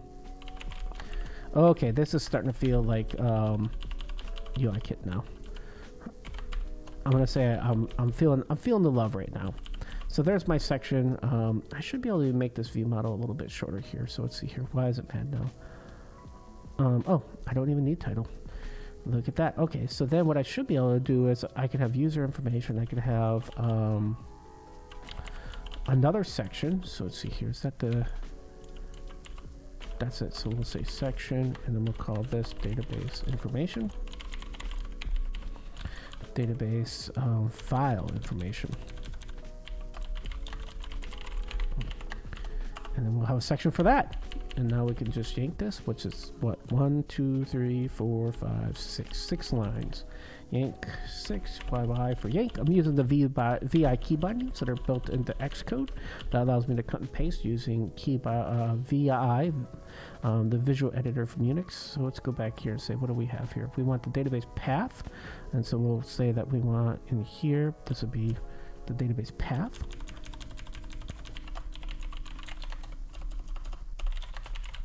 And then we'll use VM dot, I think it's called database path. We see it right there, database path, database path, and then we'll have another one for the database name. So what did I say? It's 6 last time. Yank that again. And let's see here. And I'm not using any copy and paste keyboard shortcuts. I'm using the VI bindings for that database name. I'll just go here and say this is going to be our database name. There we go. All right, coolio. That should work there. I think we can combine these two to form Voltron now. Can I just move it over here? Okay, that's definitely not what I wanted, but I guess we can. Well, crap it. I had MainView over there. Can I just move these over here? All right. Let's bring back our sidebar because now we're going to want to compile again. Make this a little bit lower. Make sure I didn't break the universe with my code here. Build success. And let's go back here, take a look at our developer database information. And we have 2 sections now. Cool. Database path and name are not filled out. Yeah, oh, I didn't tell them to fill out. Let's go look at our database manager, see what we got in here. We've got, oh, we also have collections and scope. We also probably want to know about. So there's our name, and the path is a private variable. I just learned something today, by the way. Here is some new SwiftUI knowledge that I think is going to work for us. The file manager is really old. It turns out that this is super old. This is back in the old days of UIKit, and I think this even goes back to AppKit. There is a new syntax for this in Swift, believe it or not, folks. And let me just, I'm going to comment this out, make a copy of it, and I want to say what you can now do is say URL dot document directory dot, and I think, what is it? Let's just get rid of this, the rest of this, and then see, and then here is all the stuff for about the user's document directory. So you could just literally, you don't have to write all the file manager code anymore. So you could just call this, and it literally gives you all the stuff that you want. And I think there is it mask? Absolute string. Is it absolute string? I think it is.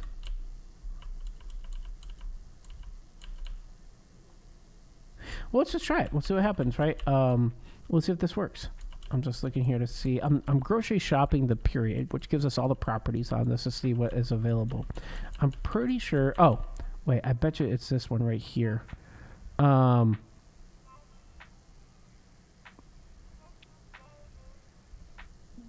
Nope, that's not what I want. I'm pretty sure I just say this and it will give it to me. Let's try that, see what happens. So this is no longer going to be a private file var private though, because we want to be able to have access to this outside of that. So we're just going to say this is a var instead. And the database name, we're going to also not hard code anymore, because right here we have it hard coded of what to call a database name, and that we don't want that at all. So what we can do is just say here we're also going to have a var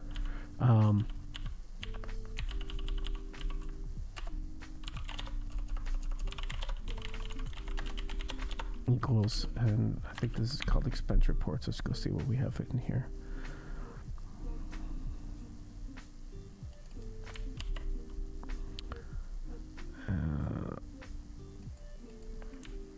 I can already see a problem here because I think this is it wants the path, but I think the path is just built into this. I don't think we use it for anything else other than the path. So I think what we should be able to just do is say document directory absolute path, I think it is.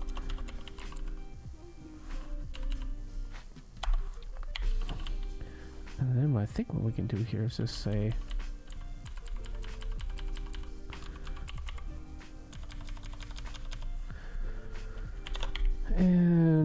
this doesn't need to be an if anymore because I think this comes back as real. I don't think this is nullable. So let's take this out of here.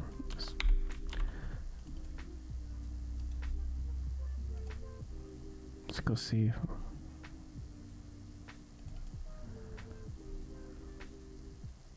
Yeah, it's just a string. So it is not nullable. So that means it should automatically always return something. So we can get rid of this if let path then.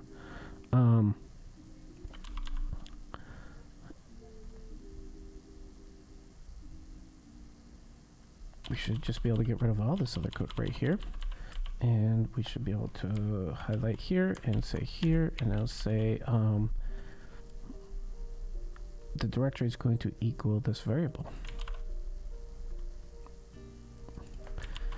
And then we could say here, this is database name, right? And that should get us those two values now out of the database manager that we can now use inside of our database information view. We're refactoring this so we can see that information. Let's see here. I'll put a space there just so we can make this code a little bit more readable. Now inside of here, we can just say on set data, we want to set the database path and name. So where is our set data? Here's our set data. So we're going to say here, that's our department code. We now can just say database path. Let's start with database name. It's going to equal a database manager dot database name, and then we can say here database path equals database manager dot database. What was that called? Application document directory. We'll reject that, but I have to check one thing because the database, I think this was only give us the directory. I think if we ask the database, it will give us its path if I remember right.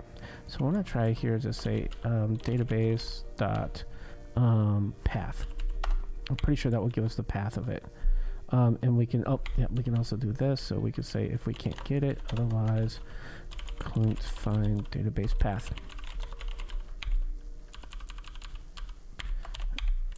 And that should be some interesting stuff. This should give us a good amount of debug information.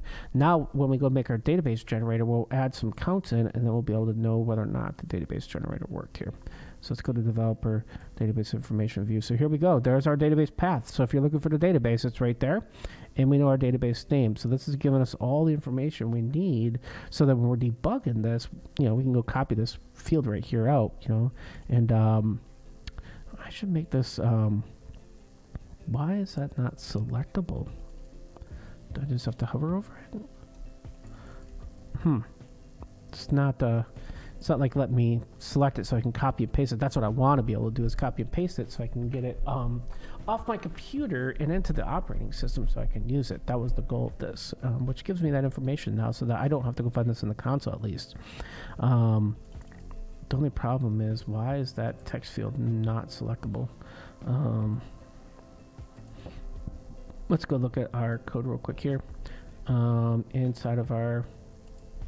we don't have it open, that's why. Where is our database information view? So there's just text.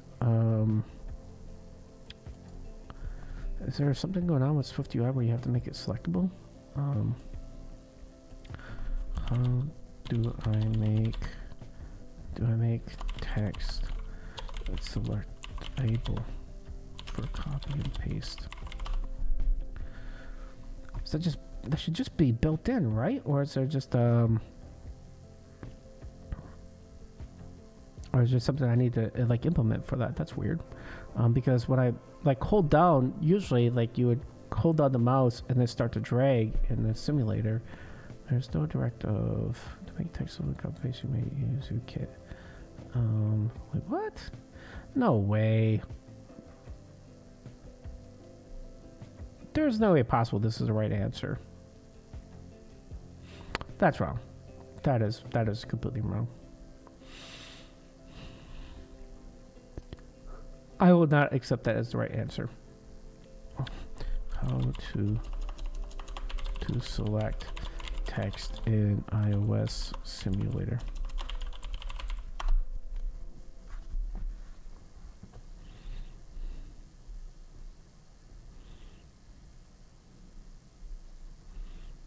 Okay, let's see here. Determine whether you want to select select with the iOS selector. Tap the location where you want to start selecting class. Double tap and hold the first word in the block of text you want to select. Drag your finger. But this is a simulator. There is no finger, you silly thing. I know how copy and paste works on iOS. The question is, why am I not able to do that on the simulator? If I go to database information here and I select and hold this down, I'm trying to select and drag and I can't. Usually that's you would do with your finger. You'd hold down. Let's see here. Is there...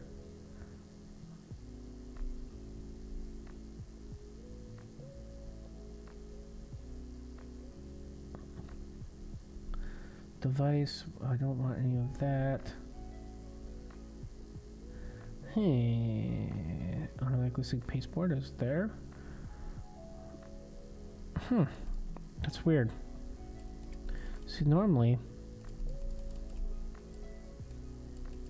I could just at least from my memory, I used to be able to hold down the mouse on the simulator here and it would automatically start the selection feature, and then I could just select the text, but that's not working.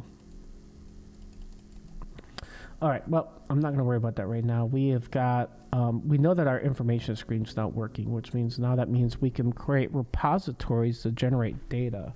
And we can get the count of how many user profiles there are on device. That's the next thing we wanted to do. That's right. And we'll need to do some code for that. Let's see here. What time is it? Oh, it is getting close to ending the stream time too. Okay, let's see here.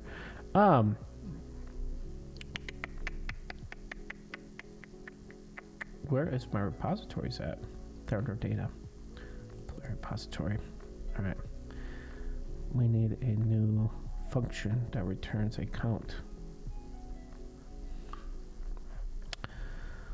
I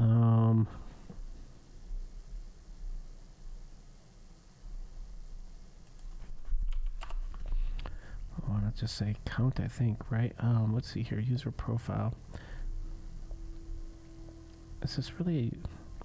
It is technically speaking... It's an employee. Can I refactor this, or is it just going to break on me? I'll just say load employee profile. Then click rename. Can I still build? Yeah, that worked. Last time I refactored it did not work. So let's go here and say rename, find, or refactor, rename. We're going to call this save employee profile. That's good. And now we just want to get func count employee. We'll just do a count. We'll say what do we need to be passed in. What are we passing in for everything else? We don't need DAO on this because we know that it's just going to be based on the document field. So we could just say nothing, and we want to return a integer. So int capital, yep. And we'll just say here return 0. And that should tell us that there is 0. Now what we need to do is go find we're going to have to tell, we'll have to get the database from here to start out with, right? So the database manager collection, we're going to have to do a query on that, it's called. And I'd like to do a nickel query or a SQL query if we can. That would be the right way to do this. So let's take a look here and see if I've got some code laying around here to do a nickel query. Do I have any code to do a SQL++ query? Well, we can just go look at the SwiftUI documentation, or the Swift documentation in Couchbase.com. So let's go to our docs.couchbase.com, and let's go here, and we want to go to mobile. Let's go to Swift. Here we are. And we're looking for query. So we're looking for queries, and we're looking for SQL++. And we want to do a very simple query. We want to get a count. So we're looking for functions, it turns out. So let's see here. Where do we got? We got joins, where, group by, order, limits, expressions. Now we're getting to things that we like. We like, let's take a look at expression literals. We're getting closer to what we want. Array. That gives us ability to see arrays, but that's not what we're looking for here. Let's see here. Aggregated functions. Here we go. We want the count option. Okay. It gives us no example. Oh, that's really great. Let's take a look then. So we know that the aggregate function exists. Are none of these examples updated for collections?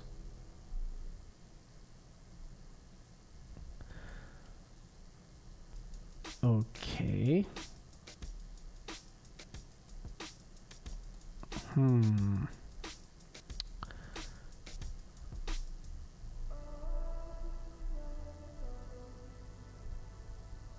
Okay.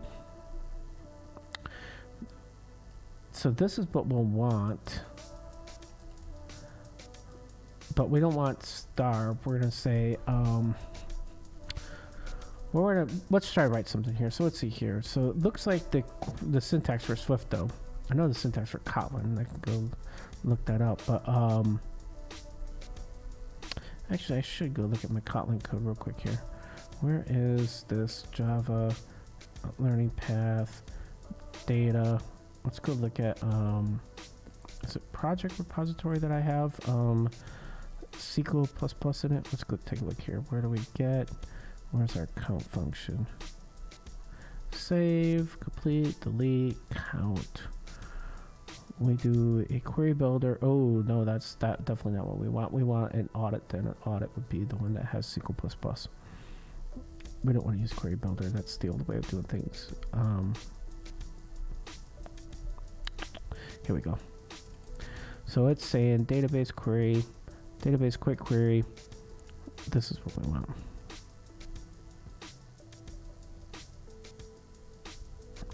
That string is what we want because that's going to be a SQL statement we're going to do. Actually, we should be able to.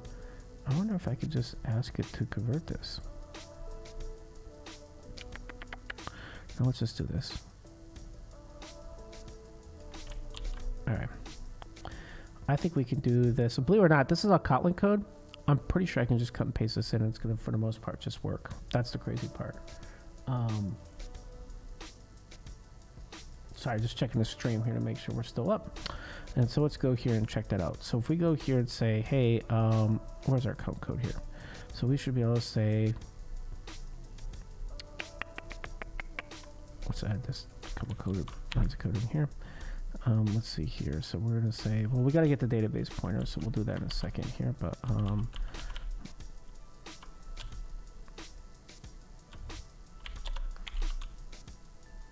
let's just do this. We're going to say, so we're going to start with saying var count equals 0. I'm going to return count at the end. So we know that. So now we have to get the database. So we're going to say var database. Let's try collection equals database manager.collection. Do I have to do an if let on this? Is that nullable?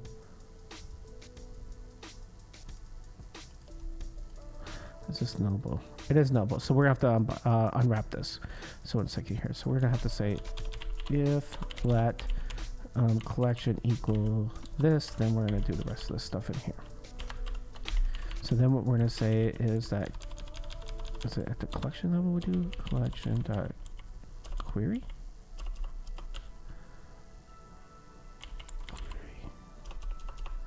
So there is no query in this. Count, add document, index, get document. So you can't query a collection. Okay, so let's do database instead. Go back here. And let's just then say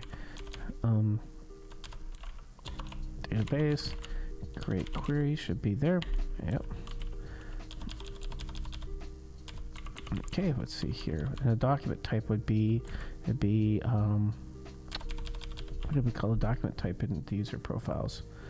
Or the employee profiles. Let's go to models and find out what the name of that is. So model is of type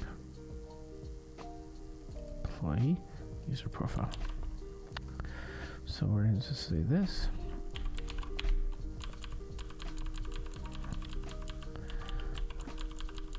And then the only differences here, we would say var and var. And believe it or not, I just took a bunch of Kotlin code and turned it into Swift code. And the theory is that should work. Let's see here. The only question is query. Yeah, so we have to do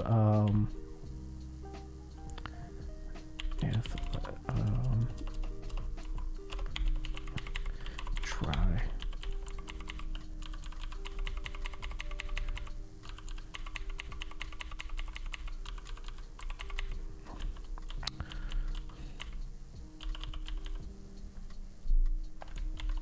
What's going to happen here? Else return count. So we're going to say try to get the query from there. Otherwise, we just want to return the count. Wait, why is there? Do I have the syntax wrong for this? Swift. What is the syntax for try catch when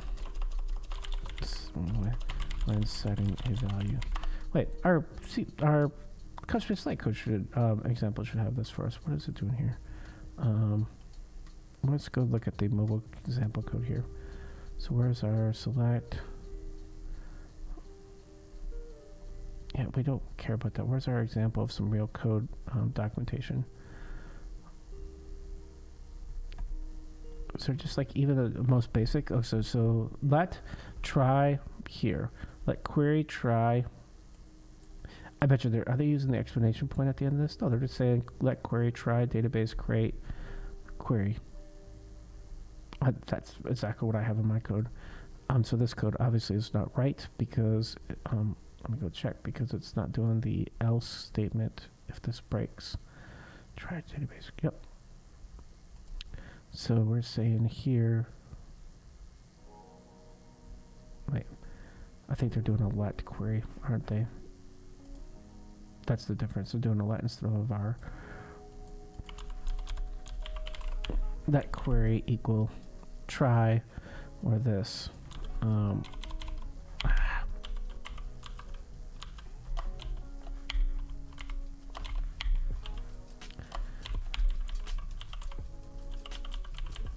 Is that gonna work?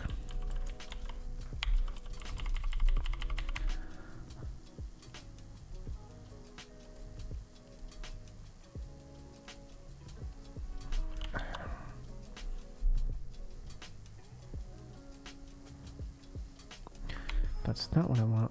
Let me check here. Where do I do queries?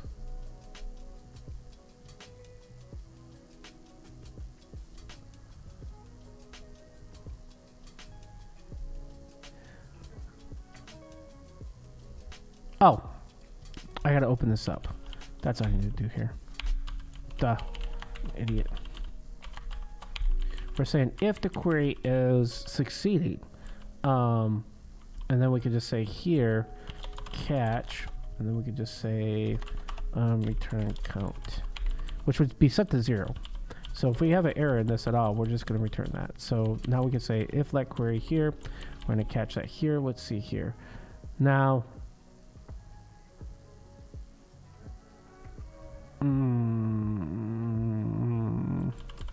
Wait, what's available now?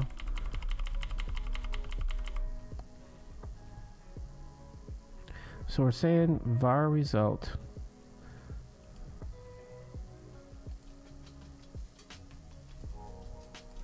Is it just get int for key, and then it would be count. So there's the difference. Our API is a little bit different in Kotlin than Swift. There we go. Wait, that should be query.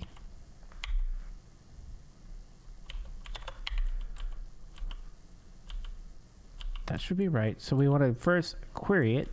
We're going to get the results back. And then if the results are back, we're going to get the count from the first record. That zeros means get the first record back, right?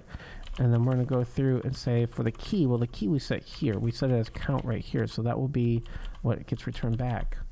Why is it saying wrong? No. This is for the let. Oh. If let query. And so if let query, we're going to try this. If it doesn't return, we're going to catch it. We're just going to return the count, which would be 0. So if this doesn't work for some reason, we're just going to return that there's nothing left in the database. No results back. Why is it mad now? Good Lord. Error stone from here are not handled. Yes, they are. Initializers for what?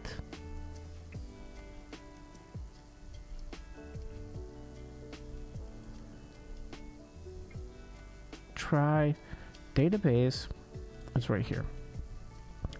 If let query equal try database create query.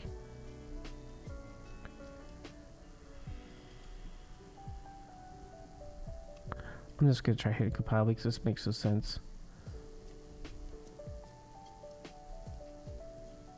What is it? What?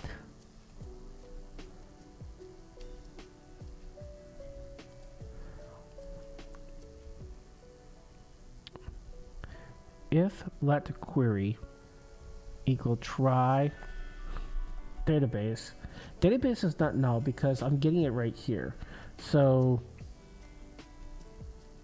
oh, let's just do this. Let's just wrap this whole entire thing in a catch. Let's just say, let's move this catch out to another branch and then do a do here. I think this will be the first thing that will probably make my life a little bit easier. So let's see here. So we're going to say, do all this stuff.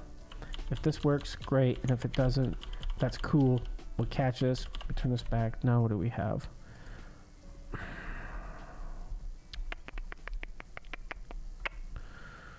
The same problem. Initializer for conditional binding must have an optional type, not query.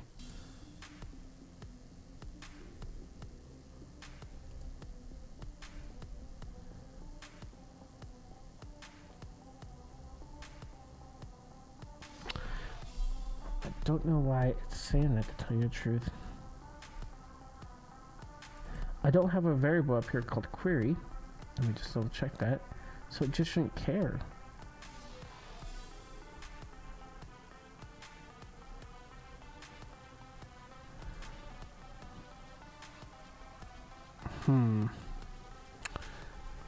This should just work.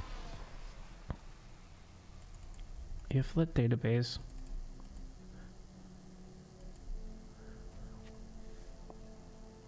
That should unbox the database.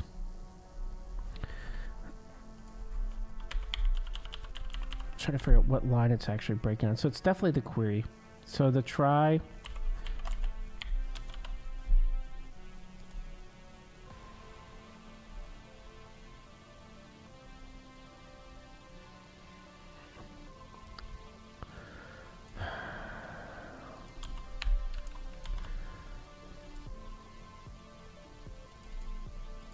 Well, this is crap because, first of all, there is a catch. We're saying do all this work, and there's a catch here if it breaks, to just basically return count. Counts get set outside of the do, so this should work.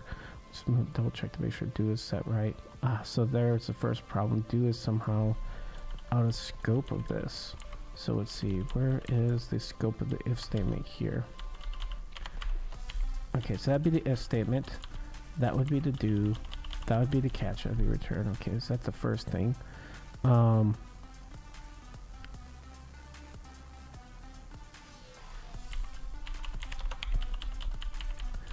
So I think I need to do an if let here also.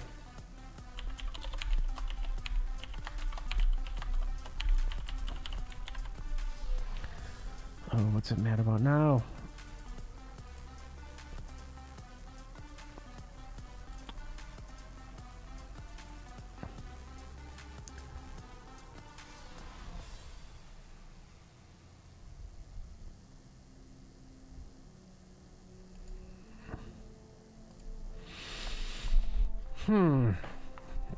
I'm not sure why that's doing this. I've got other examples of the SDK where this is working just fine, which makes no sense to me now why this is saying this, because I literally have an example sitting in front of me that I previously wrote, and it has no other syntax difference than this. The only difference is the database variable name. So if let query equal try database.create query. The only thing I could think of is that there's somehow some change in our SDK that I don't know about. No, I don't want this. I want... No, go away, CoPilot. I want the Xcode to tell me what the heck is available. No, that's not it either. And I've just looked at the docs. The docs literally say this. Try database query, do this, and then try query execute.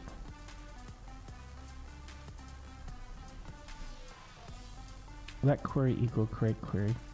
Let database equal this, and then result set's the only thing different. They're saying that you have to give it a type here on result set. So maybe that is the problem. They're saying here that it's a type that you have to do. I don't know why the first two wouldn't be that, but let results equals try query execute. So let's try that real quick and see if maybe that fixes all these errors. So we're going to say let result set equal try query here, and see back in the docs what does it say do here. So it doesn't say anything, so I may not need this. I might be able to say this, and then that's just a new line.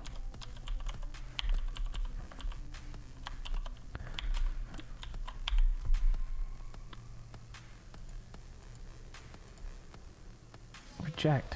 Why is it mad now?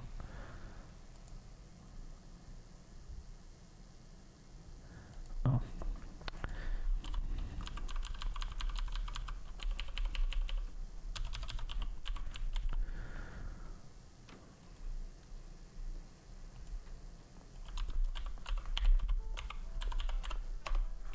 So it's not just bad at the type. So that should fix that. And now I'm just back to this last thing where query initial condition or binding must have an optional type, not query. Let's just Google this. See if I can find somebody else complaining about this.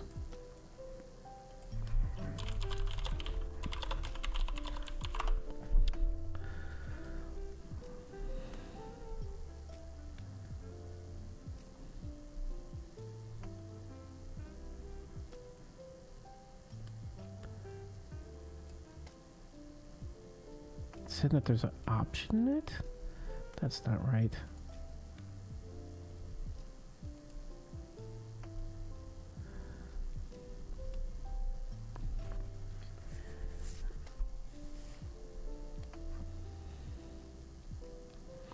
This is the optional binding. If var, which I'm doing, if let equals this.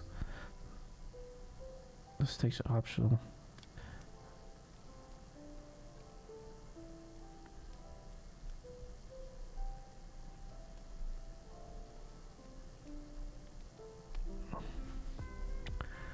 Well, that's not really helping me now, is it? Because it's saying that conditional for query binding must have an optional type, not query. So is it saying, wait, is it saying here that it should be like this? Like query. Is it have to be like this where it's... Do I need to just bounce this off because I don't need it anymore? Just say let this equal this and let this equal this. And the count equal this. Look at that, the entire time it's just because I had the if there. Let's see if that works. We have a count. All right, let's actually try this then. Let's put this in our view model. I think we'll call the stream that a good from there. So let's see here. We have a, where is it? User profile count. We'll call this employee profile. Okay, profile count. We'll set that. We're gonna say employee profile count equals employee repository dot count. Oh, what's the matter now? Oh, I have it set to a double here. These all should be ints.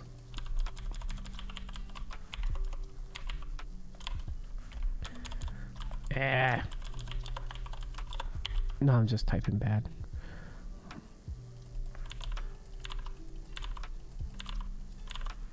All right. So if I set it there, now we should be able to get the count back in the info view. So we can just go here. We can say we have to make a new section. And we'll call this, put a space between our sections just so it's a little bit easier to read. Call this document counts.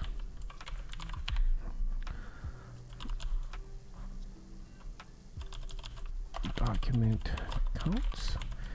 And then now we can just say this is employee profiles. And then we want to just say this is going to be the value from vm.employee profile count. Reject. Wait, VM. Do I have to string it?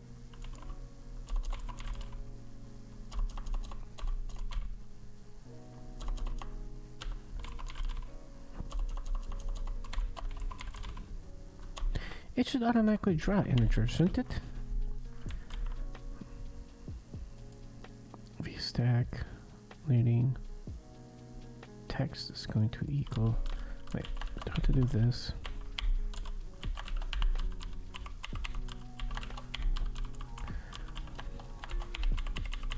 Is it this? SwiftUI, how do I draw it into SwiftUI? How do I display an int in a text field in SwiftUI? Let's see this and we'll call it a day. Obviously I'm doing something wrong here. I thought there was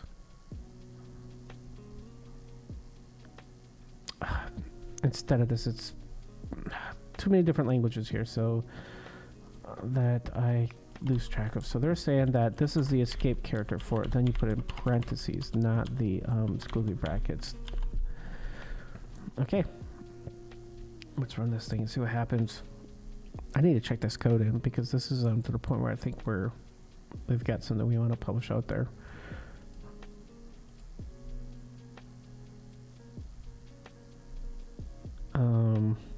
Wait. Section document counts. Oh, I accidentally put the employee.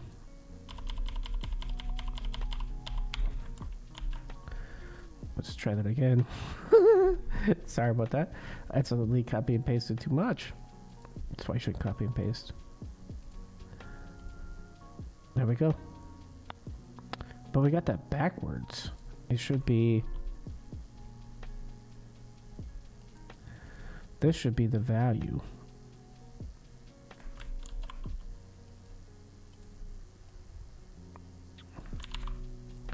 This should be employee profiles. There we go.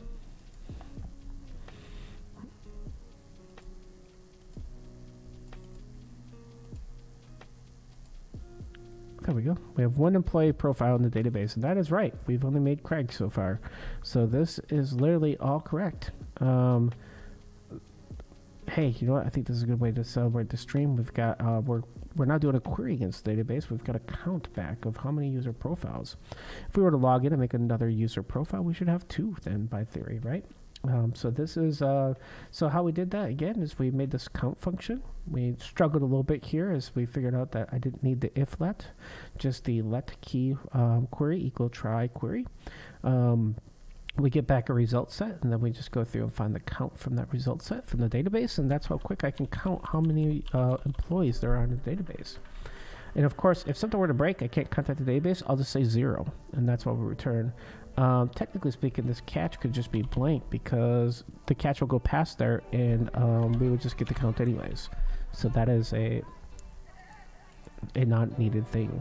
So I think we have a good place to stop here. So I'm going to check this code in and put it out to GitHub. I'll be back tonight later on, or if you're watching a video on demand, you can watch the next video in the series as we're going to then go through now and create a data generator. I'll go through and generate a bunch of data for us. So I hope you stick around or come back for that. And if not, stay safe. Keep adventurous and constantly keep learning. I appreciate you watching, and take care.